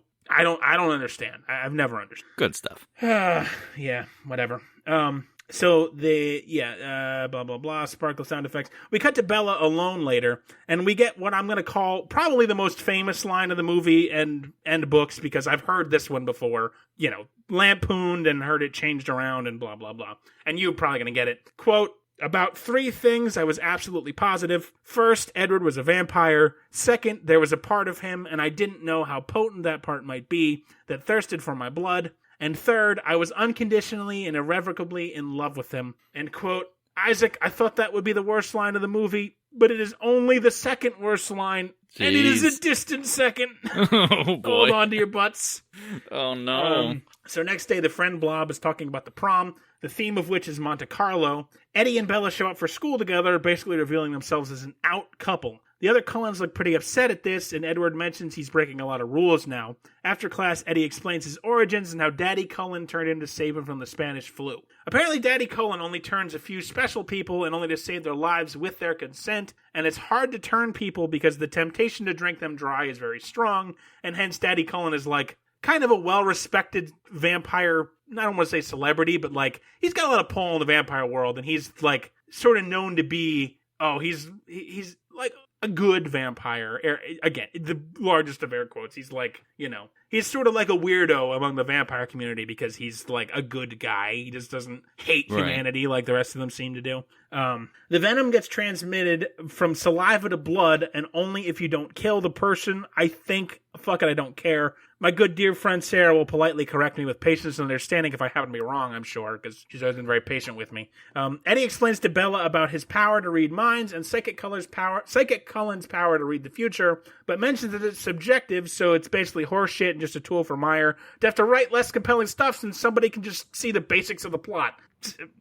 I don't know. I bet Psychic Cullen's power won't lead to an incredibly disappointing conclusion of the franchise. No siree. I'm sure it's going to be very narratively satisfying. Edward and Bella are being cutesy, and Edward fixes the big dent he left in Bella's truck before inviting her up to meet the rest of the Cullens. She's worried they won't like him, and he says something like, "You're walking into a den of vampires, and you're worried they won't like you? Fuck off." Anyway, while they talk, Jacob and his dad arrive. Edward kind of glares at them and says, "Complication," before fucking off in his car. The werewolves glare at him as he leaves because, they all want to fuck Bella, I think. There's a scene here with the Jacobs, but it's boring, so fuck it.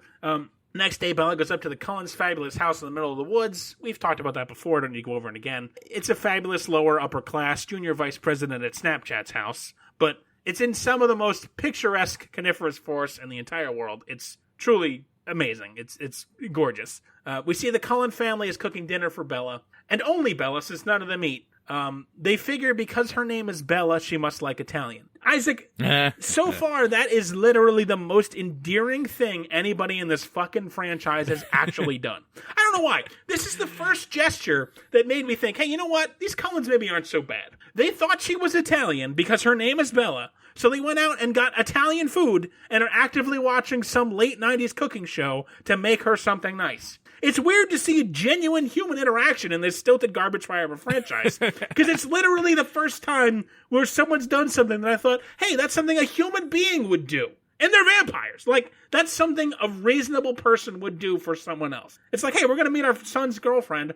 Let's do something out of the ordinary and make her food we think she might like. That's it. That's all I've gotten so far out of 2 Twilight movies, is that. That's the only thing I've come close to liking.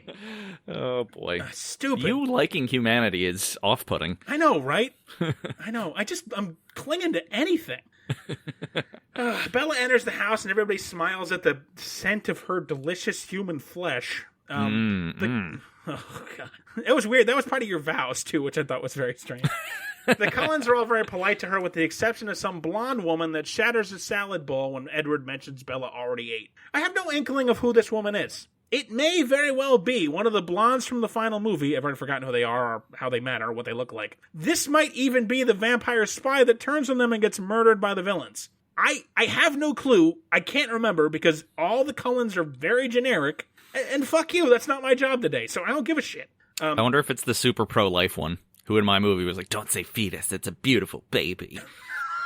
I don't know. I truly don't know. And I don't give a shit. So fuck it. She kind of argues with Bella and tells her the whole family will be implicated if the vampires are outed to the public by Bella. She says, oh, then I would become the meal? And they all sort of chuckle. But not like, ha chuckle. It's like someone told a 3 out of 10 funny joke at the office. I don't, what is this scene? What is the interaction between these people? Fuck it. Screw it. Psychic Cullen and her man arrive, and apparently her man is like a fairly new vegetarian. So he is having difficulty controlling himself around Bella. And hey, guess what? That never comes up again. Elwood Blues gets in the Bluesmobile and goes to rescue his brother. Edward gives her a tour of the house. They stop by my least favorite thing in this movie, which is a gigantic picture frame full of graduation caps and a color cascade. Right. I saw that in 4 and I didn't mention it. That's still there? Yeah. Okay. The dad, walks past it and makes a comment. I think, as an art piece, it looks kind of cool. It's an interesting, I like that idea of color cascading and you see maybe app games have that sort of thing, put stuff in color order by the setting order, that sort of thing. I think that's an interesting look. Here's why it irritates me. It just hammers home the fact that they keep going to high school. Why? Yeah. I did the math. as much as I could see this, I may try to watch part of the fourth movie to see this again, because I need to do the math on this. It's 5 rows of 24 graduation caps, possibly more. We don't get to see the entire thing. There might be more rows. I can only ever saw 5. That means, assuming all 5 of the Cullen children, that all the time, which is clearly not true because they just said that Psychic Cullen's boyfriend is like a new vegetarian, which I assume means he's like a newer vampire than the rest of them. So let's just say they started collecting their graduation caps at the same time, and it's been all 5 of them. That means they've gone to high school 25 times at least. And also, these high schools are all predominantly blue in color, which is stupid as hell. No bright red, no piss yellow or anything. But why would you keep doing this? Because Edward, she says something about it, and he's like, oh, it's a private joke. I mean, we go to high school a lot to make sure we fit in. Just, who gives a shit? Why do you need to go to high school to fit in? Oh, I finished high school, I graduated early. Oh, done. Oh, I got my GED. Why do you keep going back to high school, especially when you're a vampire and you can't go out when it's sunny? How many times have you had algebra 3? And you're still all stupid as hell. I don't know why. It bothers me so much. It's such a dumb, stupidly written plot point that they keep going to different high schools. How many people, it just doesn't make any sense to me. None of them are 13, where it would be awkward if they weren't in school. Right. They're all close enough to having graduated. It's not like you look at Edward and be like, oh, that boy's 17. Why isn't he in school? It's like, okay, who cares? It just doesn't make any sense. They have eternal life, and they want to have some kind of life in the public a little bit. Okay, sure. I get that. They're squandering it by continuously going to high school, which most people will say one of the worst times of their life, being an awkward teenager. And they keep doing it over and over for a very poorly written reason. Well, it's the best place for snapper hunting for Edward. I guess, man. I guess. You are a horrible man. Eventually, the two of them end up in Edward's room, and of course, it's full of books and records because he's the perfect man/vampire. He has no bed because he doesn't sleep, and doesn't fuck because he's a virgin, as we know. Vampires sleeping is pretty normal for the lore of your average vampire, but I guess Steph Meyer's vision is better than mine. Vampires sleeping, not necessarily even in a coffin, okay, whatever. But, vampires sleeping is kind of half their deal, so it seems weird to totally eliminate it, but I guess whatever. And naturally, he's listening to classical music because he's the perfect man, and why would he listen to something like pop? They awkwardly dance, and Bella does an even more awkward spin. She says she can't dance, and he says, I could always make you. Again, don't let your kids watch these weird, gross movies. She says, I'm not scared of you. He scoops her up onto his back and leaps out the big wide open French door / window into the forest. The camera cuts to both of their faces, and we get what is not only the worst line of this movie, oh no, maybe one of the worst lines in movie history. Jesus. It is truly unsettling and so strange and out of place. So let me set the scene. They're newly dating. Kind of, sort of, not really, but yes, they are. He is clutched to the side of a tree. She's hanging onto his back, and he turns his head to her, and what does he say to her, Isaac? I want you to give me a guess. I'm a good mama possum? That is weirdly kind of close. Oh, Jesus. The line is, you better hold on tight, spider monkey. What? And it's so bad. And this is the first line in this whole movie that Edward is not being an emo weirdo. This is his first line of being candid, I'm just a guy.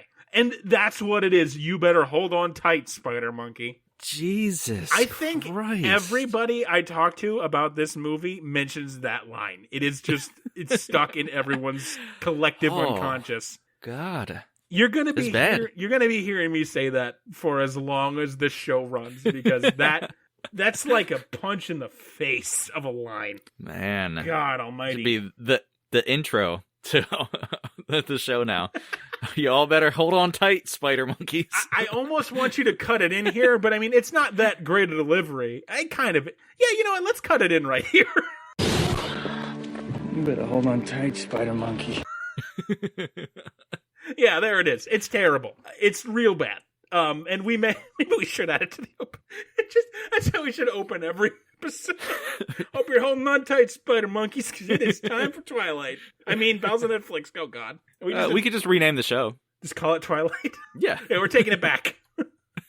My favorite Yu-Gi-Oh deck is called Twilight. That's a thing you know about me now. I didn't need to know that. Yep, you sure didn't. It is astonishing that people love me. So they jump around, clearly and definitely flying through the woods. They're for sure flying with Edward's amazing powers of flight that he definitely has. I promise he can fly, and I'm sure that'll be corroborated as we go on. More shitty stilted banner as they look out from the top of a large pine tree over an admittedly very breathtaking landscape.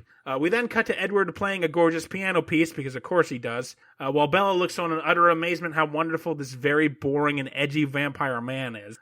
Thankfully the date is over. We cut to the 3 villain vampires that have been eating people, who are watching amusedly while the police poorly track them. Next day at the diner, one of the friend blob mentions to Bella that Edward looks at her like she's something to eat. Hardy har, hard to hoy hoy, I'm Steph Meyer, and I'm deep. Deep in that snapper. Isaac, stop saying snapper. Jesus Christ, man. Snapper, 2021, you're killing me. Dad talks to Bella and the folks in the diner about the murders briefly before trying to ask about Bella's personal life, but that's about as interesting as you'd expect, so fuck that. Bella calls her mom and tells her how much she likes forks, and Mom deduces she has some undead cock in her life. I mean, no, that is what I mean. Never mind. Suddenly, Edward appears in a room, since I guess he doesn't need to be invited in either, because just Steph Meyer threw all the vampire rules out the window. I forgot the town was named Forks, so I was really confused. Oh, yeah. Bella calls her mom, Mom, I really like forks. Yeah, it's a great way to eat a salad. Spoons were just not working. No, the town is called Forks, real place. Right. It's been beset by fucking Twilight fans ever since. Jesus. Edward suddenly appears in a room, since, like I said, the fucking vampires need to be invited in because Steph Myers just decided she doesn't need to know anything about vampires before writing about vampires. But again, all vampire lore is stupid, so I don't fault her here. It's all terrible. But I am going to note it because screw her.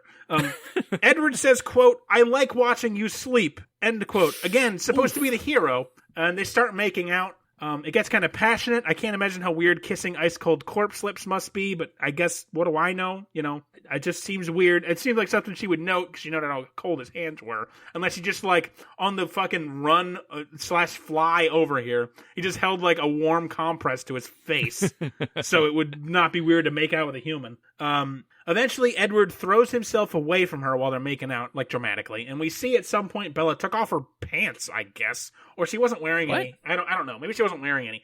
I remember this. I must have seen this movie or part of this movie before. Because when that scene happened and she's, like, there in her underwear, I remember that the girl I was dating at the time, because we must have been watching this with her, said, like, that doesn't happen in the books. Like, Bella does not get that undressed. Well, because, again, it's way more Mormon-y, but I'm guessing the filmmakers are trying to spice it up a little bit. Because it hit me like a lightning bolt. I was like, wait, I've had a conversation about this with somebody I used to date before. So I must have seen this, but, like, nothing stuck. I remember parts of the 5th movie from having seen it before.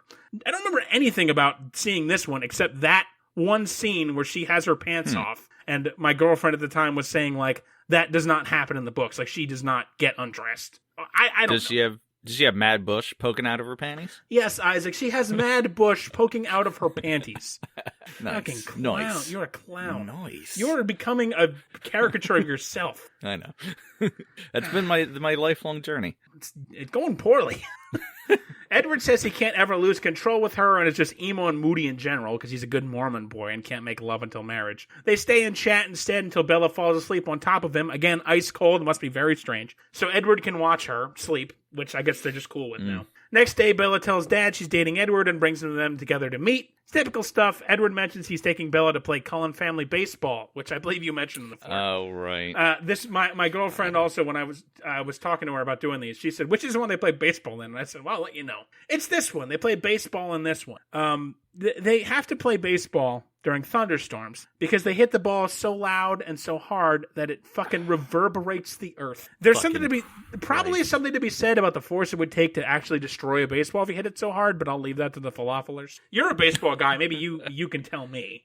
Has there ever been people hitting the ball so hard that it like ruined it? I feel like I've seen that, but maybe that was in a movie, so I don't know. Yeah, that's from The Sandlot, and supposedly Babe Ruth hit the skin off a ball at some point. Okay.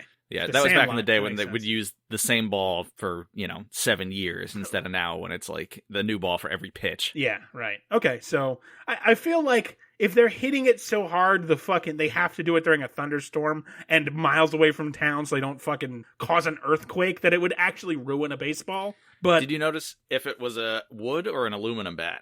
I don't remember. I want to say aluminum. If it's aluminum, that makes sense. But wood bats break all the time in the majors. Right. I think it was aluminum, but again, I didn't notice that particular fact because I was just so caught up in how stupid this. Very nonsensical. Yeah, and the vampire baseball, it's as dumb as you would expect. They fucking hit it really hard every time, and then they run really fast after the balls. And the one point, the blonde Cullen that doesn't like Bella calls her boyfriend, one of the Cullen. He's like climbing a tree to catch one of the hits, and she's like, "Oh, there's my monkey, man." These fucking people love monkeys. The Cullens are just obsessed with monkeys. Go live where there's monkeys, you assholes. Also, hit it really hard every time, just like me. Yeah. Can you get your wife on the call so she can tell us that is fundamentally untrue? No, yeah, I'm way too out of shape to hit it really hard every time. Oh, God. Eventually, the 3 villain vampires arrive, having sensed that American sports were afoot. Despite being portrayed as villainous, they seem like pretty cool and offer to play baseball with the rest of them. So the 3 villains are named Laurent, Victoria, and James. I mention that only because I know at least one of them is the main villain of next week's movie. I got that. I don't want to say spoiled. Somehow I gleaned that. Either somebody told me or I read it or something. So that's why I'm bringing them up now. I don't care if you call them different names. I just want to be able to connect them. Again, just for the sake of the audience. I don't care if you and I suffer. I don't want the audience to suffer as much as we suffer. So I just want to be able to connect them. That's all. You're so sweet. Look, man. Why would anyone else listen to this otherwise? Truly, I don't understand. So, yeah, Lawrence is the leader. He's sort of a suave black man. Victoria is the lady who wears something like a fur coat. And James is the skinny white guy who looks like he diddles kids. Anyway, they kind of tensely negotiate and are nice to one another for the most part. Daddy Cullen says they got to stop murdering people in town, and they agree to back off since they're very clearly outnumbered. Eventually, they agree to a big friendly baseball game, but James the diddler finally realizes that Bella is a human. Of course, he goes at her right away, and it ends up in a big standoff with everybody fucking vampire hissing at each other like a big sweaty group of assholes. It sounds so dumb and looks so dumb. Vampires in Twilight don't have fangs either. Again, it's like, does she know what a vampire is before she actually started writing this, or did she's a visionary? Someone was like, "Hey, vampires suck blood," and that's like literally all she got. Yeah, she's a visionary, all right, for sure. So yeah, like the villains and Cullens will have a falling out, and it's like there's a human there, and they're like, "Why is there a human here?" And the Cullens are like, "Back off, she's ours." And then they're like, "Okay, we're leaving," but they're like clearly very evil now. So then the villains leave, and Daddy Cullen tells Edward to hurry Bella out of there in a car. This is so dumb. There is, as usual, in any given scene, there is a fuck ton of Cullens. Why would they separate from the safety in numbers they clearly have, and in a much slower form of transportation than just spider monkeying her around? Or flying. Right. Like, Edward explains that, like, he read Diddler James's mind and knows beyond a shadow of a doubt that Diddler James is obsessed with the hunt and will stop at nothing to eat Bella and kill Edward. Because, like, Edward fronted on him for a second, and that's apparently a crime. But why would they separate? It doesn't make any sense to me. Stay in a big vampire pack and just fucking get these. What are they going to do? It just doesn't make any sense. It's the problem with literally every horror movie. I don't understand. Well, yeah, I guess that's fair. I guess you're right. I just don't. The plan is so convoluted when they were just like, because they kind of decide immediately, like, oh, we got to kill this guy. We got to kill Diddler James. Well, okay, they're vampires. He's a vampire. I don't give a shit. They can kill each other. What do I care? All vampires are villains. You might as well kill Diddler James. Right. And I mean, they don't go after him immediately when they probably could. Edward is supposed to be very fast. So, like, I don't know. And Diddler like, the James villains just leave. Name. Yeah, it really is. It's a pity he's going to die this episode. Oh, man. He looks like a diddler. I mean, he's like a weird. He's like He's the guy. He's the white guy in prison who's there for diddling. It's just there's a diddler look. He's good. Not all people with the diddler look actually do the diddling. Correct. And he does. I don't think he's a diddler. He's just a vampire, a weird, dumb vampire. So Eddie is driving Bella away from Forks to keep her safe. Bella wants to go home to warn her dad, but Edward doesn't want to allow it. She demands it, and instead they come up with some ridiculous plan where she goes home and fakes a fight with Edward, then storms into her room and packs a bag. And while her dad is trying to ask what's going on and console her, she freaks out on him and says that she's going back to Phoenix and that her dad is the reason that her mom left. And okay, we see Diddler James is outside watching this. So I guess the plan is to emotionally shatter her dad enough to know that Diddler James doesn't have to hold her dad hostage and will instead chase her. It's not well explained, but it's it's a way to keep Daddy Bella out of harm's way. But it seems needlessly complicated. I don't know. I feel like they could have handled it better, but that's the plan. I was kind of confused too. It doesn't really make any sense. Long story short, he doesn't affect the plot anymore. But again, they just find a way to fucking shunt him off into the distance and then have vampire trouble. So she's a jerk to him, and again, he's emotionally shattered because he basically says the same thing his wife left him over. So great. So she starts leaving her devastated father behind and drives off in the shitty old truck. Edward suddenly flops onto the top of it and starts driving. Bella sadly says her dad will never forgive her because she did the same thing as her mom said when she left, blah, blah. One of the Cullen boys is in the bed of the truck and Alice is in the car behind them. Again, why cars? Why they move like lightning, allegedly. But they drive in cars all the time in this movie. I'm there is a car in the last. No, there is a car in the last one. But I don't understand it. Just spider monkey her around, fly, do something. Why are you in a slower form of transportation than vampire foot speed? Don't stop asking me these questions. They drive by the diner where Bella sees the friend Blob all leaving. Oh, Isaac, the life she could have had instead. Do you see it? Do you see the delicate genius of Steph Meyer's symbolism? It's beautiful. They roll up on the Cullen house. The villain leader, Laurent, is there. Apparently, he is leaving his two subordinates for dead because he's sick of their horse shit. They do this to Bellas all over the West Coast, too, apparently. So he warns the Cullens not to underestimate Diddler James and evil Victoria. The Cullens all make a battle plan and prep to murder Diddler James, which they have mentioned several times involves ripping him apart and burning the pieces. By movie 5, they really get that down to a simpler science. You pop off the head and torch the neck hole. Bing, bang, boom, dead vampires. So, I don't know.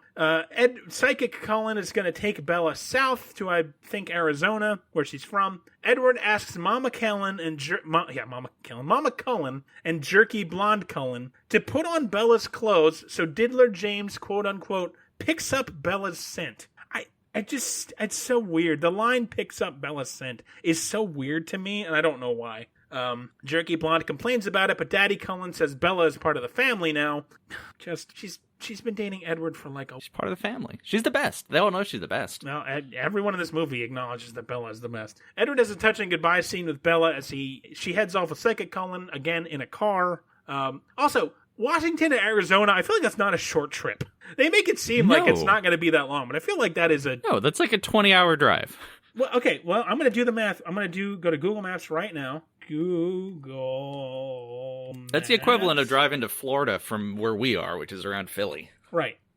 Forks, Washington. Erections. Choose starting point, Phoenix. Hey Siri, how many erections are in Forks, Washington right now? It is a 24-hour trip. I'll give myself props for... You could shave off 3 minutes if you take the US 95 north. Oh, well, there we go.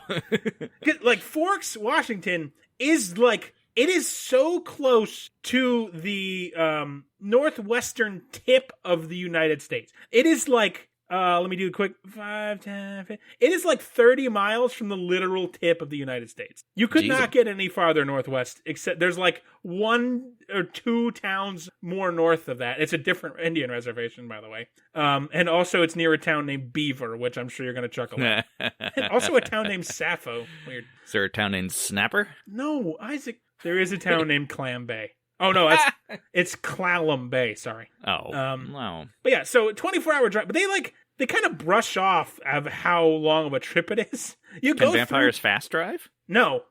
No. That would make sense. That's such a stupid question, but it is very funny. On this trip, there's 2 routes that Google Maps takes you through. They both go through Portland. One goes through Sacramento. One goes through Vegas. And the other one goes through Los Angeles. So, like, Jeez. These are long trips, man. I don't know. Yeah. It just seems weird to me. But I guess it doesn't really matter. Anyway, that was a fun interlude. I'm having a blast. We can tell. Where are we at here? Okay, so Edward says to Bella as they leave, by the way, that Bella is his life now. Fucking... He's not a teenager. Well, that's not what the movie's supposed to make you think. So time passes on the journey. Bella tries to call her mom, but can't get in touch with her.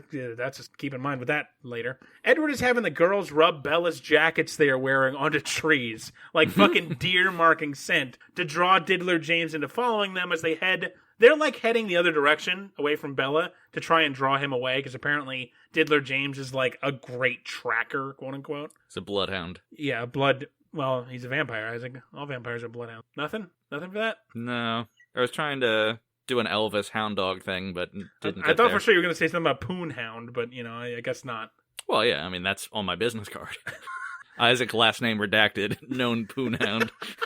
That's smart to keep your last name redacted on that. Damn straight. However, Diddler James figures out their ploy and eventually speeds off, and they lose track of him. In Phoenix, we see Psychic Cullen as having a vision about everything that's going on, and sketches out the details of where the final confrontation is going to happen, which Bella recognizes as her old ballet studio. Apparently in this vision, too, I didn't catch this, but it comes up later. She said, Psychic Cullen says something about Bella being like Edward, implying she's going to be a vampire, which that's not necessarily a hint for the 5th movie. We're going to talk about it a little later, though. Later that day, Bella gets a panicked phone call from her mother, which is so obviously, like, fake. It's obviously a recording of her mother from something else. Like, this is not me having knowledge of what's going to happen. This is me, like, listening to this and be like, oh, that is from, like, a videotape or something. It is this is supposed to be an earlier time. So it's clearly not live, is what I mean. It's clearly a trick. But, of course, she falls for it because she's a dumb idiot. And we hear that apparently Diddler James has captured Mama Bella. Oh, no. James tells Bella to ditch the Cullens and come alone to the ballet studio or Mama Bella will die. So Bella immediately ditches her protectors and, like, it's real easy. Real easy. Like, literally just they turn their backs and she fucking, like, Elmer Fudd tiptoes away. It's ridiculous. Yeah, but they could fast run and track her scent,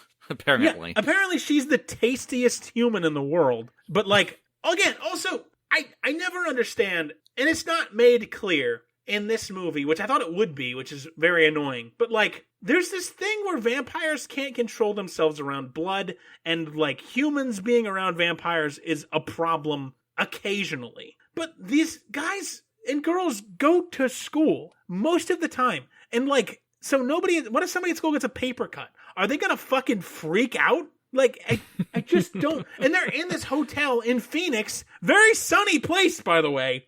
And they're just like... sparkling? No. They're just, like, in this hotel in, like, a crowded lobby. And they're just, like, talking to the guy behind the desk. But it's... Are they not supposed to be constantly freaking out at the smell of human blood? It's never explained well. And it's irritating because it remains a plot point where it's like, can't be... I know at one point there's a line about bringing, in the 5th movie, about bringing Bella's dad to the Cullen house, because it's like, oh, having a human around like 9 vampires, that's not a good call. That happens all the time. But they bring it up like only occasionally. Only when it suits the story. Good writing. This franchise makes me so mad. So mad. You're just clutching your forehead and you left marks. Really? That's funny. So she immediately ditches her protectors and heads towards the ballet studio in a cab. Why did we bother to get a Psychic Cullen vision of the ballet studio as like, oh, I see where it's going to happen? If the literal next scene is her like, I got to go to the ballet studio to save my mom. Like, I guess it's just to imply that Psychic Bella's not full of shit, or Psychic Cullen isn't full of shit, but fuck it. I don't care. I do care. I care deeply. In the cab... Yeah, that much is clear. In the cab, Bella rehashes the opening line about not knowing how she's going to die. Herp to derp derp derp. She arrives at the ballet studio and reminisces that she's happy about her decisions that are leading her to her death since she got to be with Edward for a couple minutes. Jesus. Fucking teenagers. Also, who sacrifices himself for their parent? It's not how that goes. Bella It goes the other way. Well, not Bella, because she's great. God damn it. Fucking teenagers are scary, man. In the studio, Bella hears her mom again. It's the very obvious same recording. And we see, it's just a home video of young ballet Bella as a child and her mom talking to her. Mama Bella was never there. Oh no, who could have predicted that? We see that Diddler James is right behind Bella, reflected in a bunch of dance studio mirrors. Vampires don't traditionally appear reflected in mirrors, but I griped about that already, so... She's really breaking, like, almost every vampire rule. Seriously. Again, I don't... You want to do a different take, do a different take, but it's like... It's so much, though. When you're... At that point, like, are you really talking about vampires if they're that different? Like, vampires have some manner of established lore, right? And it's just, I don't know. It just seems weird to call. It's like calling something not a zombie when it shares only like one trait of zombies. Like that's like saying, Hannibal Lecter was a zombie because he ate brains. Yeah, okay, zombies also like brains depending on the lore, but like it's just it's a very loose connection to me. Yeah, calling these vampires just because they drink blood and are immortal. There's a lot of things that are immortal and also drink blood. Ghouls traditionally. Why aren't they ghouls? Maybe they're ghouls. God, I wish I wasn't here or alive. I swear to Christ, if in the third movie, which I assume I'm watching next, if Edward says he likes the smell of garlic, I'm quitting the podcast. Diddler James, by the way, in almost every fucking shot he is in, he does that stupid, overused, just beaten to death serial killer head tilt thing that's meant to look creepy. Oh, look how creepy I am. I tilted my head slowly a little bit. He does it like genuinely 7 times. Jeez, it is like a dog. Right. It's funny when dogs do it. It's been done to death. Okay. When Jason did it in Friday the 13th, is that his series? Friday the 12th. Is it actually Friday the 13th? I think or is so. that I don't know. Is that Freddy Krueger? No, Freddy Krueger's Nightmare on Elm Street. Okay, then it's Friday the 13th. I don't watch horror movies, so I don't know. I should be giving you some soon, coming up on Halloween. Kill me. This is a horror. Watching this is horrifying to me. So Diddler James espouses about villainy is generally just being a creepy, rapey sort of jerk, saying he's going to film the murder and subsequent eating of Bella to make Edward watch it. Bella tries to protect Edward because she's utterly dependent on him and her character is literally nothing else. You all right there? I've just been talking for a very long time and my voice is just, I'm getting gravelly and slowly dying. Your throat is just raw. It is pretty destroyed. It's like I took a cold, wet thing all the way down it. Bella sprays Diddler James with the bear mace and runs off. Of course, the bear mace does nothing to him at all because I guess his tear ducts are stronger. I don't know how exactly mace works. I truly don't. I probably should, but I don't know. It's just capsaicin, I think. Okay, so it's like it's an irritant. Yeah. It does literally nothing at all to him. I feel like a vampire, for some reason, would not just be insta-immune to mace just because they're a vampire. Like, I feel like it would do something. Like, she sprays liquid into his eyes. I feel like even a vampire, if we get liquid in the eyes, is going to be like, what the fuck? He just, like, no-sells it. I don't know. Yeah, I'm pretty sure. I don't know. We need to find a vampire and put hot sauce in their dick hole and see if it hurts them. I don't want to. Vampires aren't real. Also, she does it like literally standing next to him, and I know enough about mace to know if you're anywhere near the mace, you're also going to get popped. But yeah. But I guess a lot of movies do that, but it's always dumb because it's mace. It's a cloud of irritant. Whatever. He smacks her around and says more dumb rapey stuff, even though he just wants to eat her and not rape her. But it's like, it's the same implication. He says it in a way as if he was going to rape her. Which, like Jeffrey Dahmer would say, why not do both? It's ew. It's gross. I don't know. It's just gross. He's a dumb villain. He's a diddler. The way he talks about Edward, I think he actually wants to fuck Edward. Like, I think this is all acting out to make Edward notice him. So Edward will fuck him. Because he speaks about Edward in a way that he's, like, also obsessed with Edward, and Bella's just, like, part of it. I don't know. I'm so confused. Diddler James breaks Bella's leg, and then Edward arrives to attack him. Hooray, I think. Why would he break her leg? Why would he just eat her? He's recording that. He's trying to torture her so he can torture Edward with the video. Oh, okay. Yeah, he's like recording this with a camcorder. So the two vampires fight and Bella gets tossed around some more. Eventually, Diddler James gets the upper hand and bites Bella on the arm after she gets a big shard of mirror through her leg. So she writhes on the floor in agony before eventually Edward bites a big chunk out of James's neck, and the rest of the Cullen gang arrive to finish this. So they start half freaking out because Bella's blood is juicier than the juiciest steak. So Daddy Cullen makes them rip up the floor to start a big fire while he and Eddie tend to Bella. The ancillary Cullens murdered Diddler James and create a literal gigantic bonfire in the studio. Like, Psychic Cullen starts by ripping off his head, and we see later they really do not need to make this big a fire to kill a vampire. But, like, the rest of this scene of Bella dying, you see the other Cullens in the background, like, ripping up more floorboards for the bonfire. Very needlessly, like, totally unnecessary. But I guess whatever. Like, even the ultimate supervillain vampire with the laugh, which, why don't you insert the laugh here again? Yeah, I think it's important to keep calling back to that. It's the best. He just dies from a torch in the dream sequence because anyway, he's alive and well by the end of the series. I hate this fucking franchise. So Bella is dying because the venom is turning her. Daddy Cullen and Edward are trying to figure out what to do. Blah, blah, blah. Daddy Cullen makes Edward choose whether to let Bella turn or to suck out the poison. Science alert! You're not supposed to suck the poison or venom out of a wound. All it does is get it to you, too. It doesn't actually stop it. But again, that's been done in fucking every third movie ever. So whatever. I'm not going to hold them specifically to task. But just don't do that in real life. That's all I ask. But it's a precursor to lovemaking. Sucking out the venom? Yeah. I mean, if you ever get bit by a snake, like, I don't know, you can make it sexy. If you ever get bit by a snake, you can make it sexy. Yeah. You would be it's called foreplay, Larry. Much like Bella Isaac, you were born to be a vampire. You know what I do? I do 5 play. That's one more. You are the first person to think of that joke ever. You know that? Yep. Mm-hmm. Yep. Anyway. I call you Larry Mustache. Wow. How original. Haven't been hearing that since kindergarten. Anyway, Edward chooses to save Bella's humanity by biting her and sucking out the poison, though he's afraid he won't have the will to stop once he's had that yummy, yummy, yummy, yummy Bella blood. He almost doesn't stop as Daddy Cullen begs him to stop. We get a quick disjointed flashback montage with weird memories of Edward and crazy angle shots of Bella's life. It's dumb. Bella says death is peaceful, life is harder. I hate teenagers. So cut to a hospital. Bella, of course, has survived and isn't a vampire yet. Her mom is here at the hospital and Eddie is pretending to sleep in a room. Apparently, oh God, I love this. Apparently the story they gave the hospital was that Bella tripped, fell down 2 flights of stairs, fell out of a window and broke her leg. And everyone's just like, oh yeah, Bella's fucking Mr. Magoo. That's believable. I love that. It's so stupid.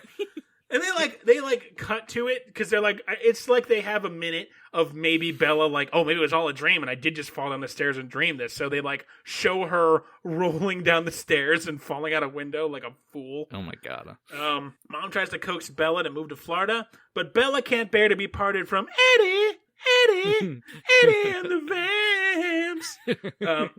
Mom fucks off to get Daddy Bella, and Eddie tells Bella that evil Victoria escaped, but they burned the shit out of Diddler James. Eddie tells her to go to Florida, but she refuses because, like I just said 1 sentence ago, she can't bear to be parted from him. And I would love to sing it again and louder, but my voice is too shot, so sorry. She says he can't leave her ever, and he says, where else am I gonna go? Go attend your 25th high school, you young cuck. So time passes and it's time for prom. Apparently, Eddie is hanging out awkwardly with Daddy Bella when Bella comes down in a dress and a boot for her Mr. Magoo'd up leg. The lovely couple goes to prom. We see Eddie is parking the car. Bella waits on a park bench when suddenly Magic the Gathering long-haired Jacob emerges from the woods. This, again, Steph Meyer does not understand how human beings work. She may actually be a vampire or just, I don't know, a Mormon, I guess. Jacob says his dad paid him $20 to talk to Bella, which, what in the fucking... Screw it, we're almost done. I'm just going to ignore that concept, but whatever. I would love to talk about that for 20 minutes. Apparently, Daddy Jacob wants Bella to break up with Edward and then says, quote, we'll be watching you. Jesus. She just kind of laughs at that deeply concerning line for an adult to say to a teenager via his own teenage son. But then again, this is Twilight, so that's just that's Thursday. Eddie comes up and jealously pulls Bella away as she and Jacob say goodbye. Isaac, what is Edward's next joke going to be as he pulls her away from Jacob? You can think of it. I know you can. I never do these right. Give me Knock, your best knock. guess. Knock, knock. I leave you alone for 2 minutes and the wolves descend. Get it? Isaac, do you get it? It's because there's werewolves and there's foreshadowing. I really thought it was going to be a knock, knock joke, but... This is Edward. He is incapable. He does not speak like a... All right, so wrapping up here, I'm going to plow through the prom scene as much as I can. There's some brief... Yeah, plow, I know, Isaac, I know. There's some brief stuff here with the friend blob I'm not bothering with. More creepy, quote-unquote, romance stuff between a 17-year-old girl and a 103-year-old man. Eventually, they end up dancing in a beautiful, fantastically lit-up gazebo, all alone to some fairly lame teen music. There's initially 2 other couples dancing there in this gazebo, but in the middle of the song, both couples wordlessly decide to just... leave, which is, I guess, cool of them, so Bella and Eddie could have their big romance scene. Bella asks why Eddie didn't let the venom spread and turn her, which is what she wants. She says she's dying already, every second getting older and closer to death. So I guess she wants to actively become a vampire. I did not know that was a plot. Huh. Or as Edward puts it, why would you want to become a monster? She says she dreams of being with him forever, and she's ready to turn right now. Even emo boy soul of teen angst and drama Eddie knows this is fucking stupid, so he makes a motion to bite her neck but kisses her instead, saying the long-winded equivalent of, nah, not yet, fam, I gotta get me some human strange first. They kiss, and then we get a closing monologue from Bella telling us she knows what she wants, and it's to become a vampire. I hate this franchise with all my heart. Larry, it's pretty great. And then we see in the window above evil Veronica, who was Diddler James's girlfriend, who just kind of vanishes from the plot until now. She walks away smiling evilly, and the credits roll, and oh my god, the garbage fire has finally stopped. Can't wait till we pick up next week. Twilight 1. Like I said, I think I hated it as much as Twilight 5, believe it or not. Jeez. Looking at just the 2 of them compared to one another, they're both bad in wildly different ways. 5 was a horrid ending to a weirdly beloved franchise with a very unsatisfying conclusion. This is a shitty love story between a teenager who apparently has no other purpose in her life than but to exist for a man, essentially, and an emo century-year-old man who should by all rights be smarter than this, considering how long he's been around. And like I said, in the 5th movie, Edward is, like, fine. A good actor? No, don't be absurd. But, like, the character is fine, unoffensive. Even in the wake of the baby fucking spiral that Jacob goes on, Edward seemed, like, cool with everything going on. He's like, yeah, he's there. He's like, yeah, hell, man, I'm married to the love of my life. I got a baby. Like, shit, fam, everything's great. Like, I'm cool. In this movie, oh my God, the thick overacting when he says, this is the skin of a killer. It's just, gag me with a spoon. Bella has literally no reason. Forks, Washington. Gag me with a fork. God. Bella has literally no reason to exist other than to love Edward. She is a prop. Yeah, like any good woman. Isaac. That was a joke. He's joking. Yes, of course. I do like women and respect their autonomy and their bubbies. And they're human bubbies. Now I've lost my train of thought. Reprimanding you. I apologize for nothing. Bella is a prop, plain and simple. Everything that happens to her happens around her. Like, she is the MacGuffin of this story. She has zero personality. Neither does Edward. They're both perfect for each other and also the worst couple in human history. It's just 2 blank slates. It's like if you made 2 Sims and didn't give them any stats. Who are they? Why are they? Why does any of this matter? Like, Twilight 1 might technically be a better film, and I mean by the barest line of the word technically. But the characters in this movie are far, far worse. It is atrocious how bad they are. I mean, they suck in Twilight 5, but at least at that point, they've been doing it basically nonstop for half a decade. So they've settled into the roles at that point a lot better. The acting here is so much worse. Jesus Christ, it's a nightmare. On its own, Twilight 1 is a wretched love story that for some reason has vampires, because otherwise it truly would be the worst romance movie ever made. I'm a fan of the show Lucifer, which, if you only know it by name, it's going to shock you to learn it is a procedural cop show. Wrap your head around that one. But by its nature, procedural cop shows are pretty bland and tired affairs. And this one is not much of an exception to that rule. The police stuff in Lucifer is the same as any other show you've ever seen. Nothing new and exciting there. It's a cop show. But the difference that makes it interesting is that the devil is in it and fucking solves crimes. Which honestly does it for me. You toss some supernatural into a cop show, you made a middling to bad procedural cop drama into a good to great cop drama. Twilight has much of the same premise, but the problem is the execution is way worse and way more bungled. You wanted to tell this quote-unquote epic love story, and that word gets thrown around a lot by fans and by the movie series itself. And you prop it up with, surprise, my boyfriend's a vampire. But the issue is that doesn't help make that any more interesting. Bella and Edward are truly so bland that even the fact you've got a superpower family basically having to deal with this regular human girl banging their son doesn't save anything at all. It's just as boring as a movie like The Wedding Planner. In fact, The Wedding Planner is a way better movie, and that movie sucked a dick. Twilight's prelude, much like the finale, also earns a 0 out of 10. And you know why?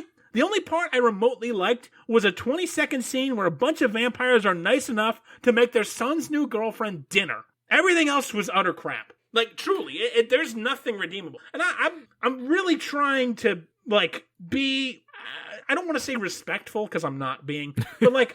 I'm trying to come at this with an open mind and not just be, oh, I'm a guy on the internet who doesn't like Twilight, what a shock. Like, I really wanted to give these a shot at doing something for me. I know we've been pissing and moaning and making all kinds of fun, but I swear to you, I really am trying to, like, be fair, and these just flop so hard. They're just so junky. Like, I don't know how anyone who doesn't have nostalgia for this already could ever come into this being outside of the demographic it's aimed at and thinking it's good.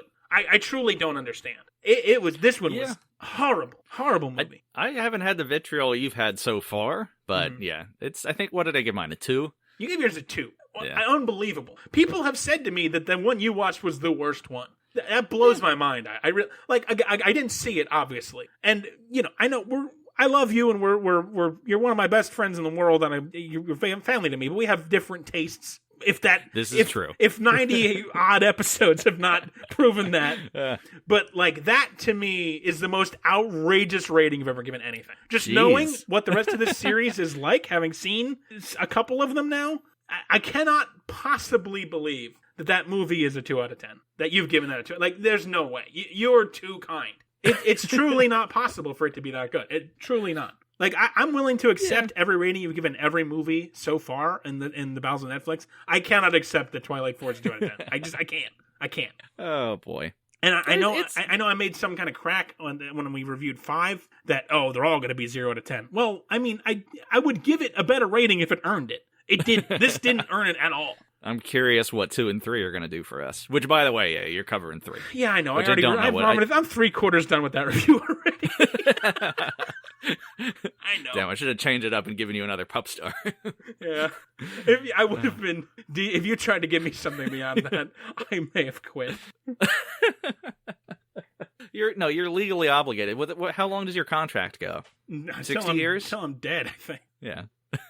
Well, we'll get turned into vampires so we can keep doing the show longer. Oh, man. Oh, God, that one was rough. Jeez. Fucking back-to-back zeros for you. Yeah, well, I kind of expected that. Again, I was willing to give it a shot of not totally disappointing me, but I kind of expected that just for how terrible the 5th one. Oh, boy. Twilight. Well, we did get an email, and that is true. Like I mentioned throughout this review, it is from a dear friend of mine, Sarah, who has been nothing but kind to me. And when I watch Twilight and do my reviews in our family Discord, because she's basically part of my friend group, which is part of my family. I'm basically a member of that family at this point. So thank you again for inviting me to your wedding. Every time I have a Twilight thing, I throw it in the Discord, and I get either details because she was a fan of them when she was younger and has rewatched them, or her older sister. I'll get details from her, and I'll just kind of commiserate with them. So she was like exactly the target audience, right? Oh, 100%. 15 when the movies came out. She was the exact target audience for this. Yeah. So of course she liked them. So it's really great to see an email. I'm sure she's going to be just as nice to me as she always is. So And she's been great, and give me so much information. I've only ever heard good things. Truly a wonderful friend. So her email opens, I hate you. Hello. It pains me deeply to have to listen to you talk every episode about shit you don't know about Twilight. Oh. To be clear, I don't like Twilight. I was a middle school nerd girl when it came out, and therefore I must know everything about it. Also, the movies are hilariously bad. It has taken all I have not to write an itemized list answering all questions mentioned on your show and corrections to thing you get wrong. No, Larry, the vampires cannot fly. Congrats, you have transferred the pain to the audience. I guess that's our goal. I guess look, I have said before, and I do mean it. I think I mentioned if my runoff suffering reaches other people, I guess that's the best I can hope for. So thank you, my dear friend, for sending an email that starts with "I hate you." So I guess that's great. And so they can't fly. They can't. Apparently, the vampires cannot fly. And I am an idiot for thinking that. They didn't fly in 4, so I was kind of confused. I thought they were flying in 5. Apparently, they just Buzz Lightyear jumping well. Yeah. All right, I don't think I'm that crazy for that thought, but I guess I am. So as usual, I'm the villain in this and all stories. Good, yeah. Suits you. Yeah, I'm kind of okay with it. But thank you for emailing, Sarah. I appreciate it, and you'll be hearing me bitch about Twilight 3, as you already have me. Oh boy. I'm kind of curious about the itemized list. I'd love to. Maybe after we do the, because I've taken to calling her Dr. Twilight, which I'm sure that's she another hates. Great name. But Diddler James. Maybe after we do the whole series, especially since we did it out of order, we should just have a retrospective and maybe have her as a guest to tell us all the things we got wrong. But, that would be pretty exciting. I mean, I got to imagine that either people are loving or hating this fucking, I don't even know, garbage pile of a series of episodes about Twilight. Because next week we got Twilight 2, which I've already forgotten the subtitle of. Yep, same here. New and moon? after that, you got moon. It's New Moon and Eclipse. I don't know what order they're in. I think Eclipse is 3. Okay, that makes sense. Yeah, I think it's Twilight, and then Twilight New Moon, and then Twilight Eclipse, and then Breaking Dawn Part 1. I guess because the werewolves come in full force in 2, but why New Moon instead of Full Moon? Or unless she fucks with the lore werewolves too. Well, but she already kind of does. You're going to tell me that. I mean, at no point has the moon been mentioned at all in this franchise, in the 3 movies we've done. Unless they mentioned it in 4, but they don't talk about it in 1 and 5. I don't like it. I don't like it, Larry. I don't like anything. I don't like any of this. So far, our Twilight episodes have gotten a little more listens than some of the other ones recently. Although your Pup Star is off to a good start. Great. Great. I'm glad people love when I say First Pup Star is still by leaps and bounds our most listened to episode. I went back and listened to it. I don't think it's even that great an episode. I think we're still finding our footing, but I guess it's just so... Oh, boy. It's so bizarre. I don't know. Jeez. All right, well, we are the Bells of Netflix. We're your trusty movie pals. 2 Twilights to go, so hope you don't hate this. I certainly do. Oh, send us a Facebook, diddle twiddle, Twitter or twaddles, email bowsofnetflix@gmail.com. We love hearing it from people. And please be as mean and nasty as possible, and also send mean and nasty nudes. I want to love. Tell your grandma to give us a 5-star rating, or you're gonna hit her with a cold, wet thing. Ice your wang and mushroom stamp grandma. God damn it with the mushrooms. Horrible. Oh, God. Well, on that note, we will see you next week. I can't. I planned this mushroom line. Stamp you later. I planned this line that week ago, and I can't even smell you later, spider monkey.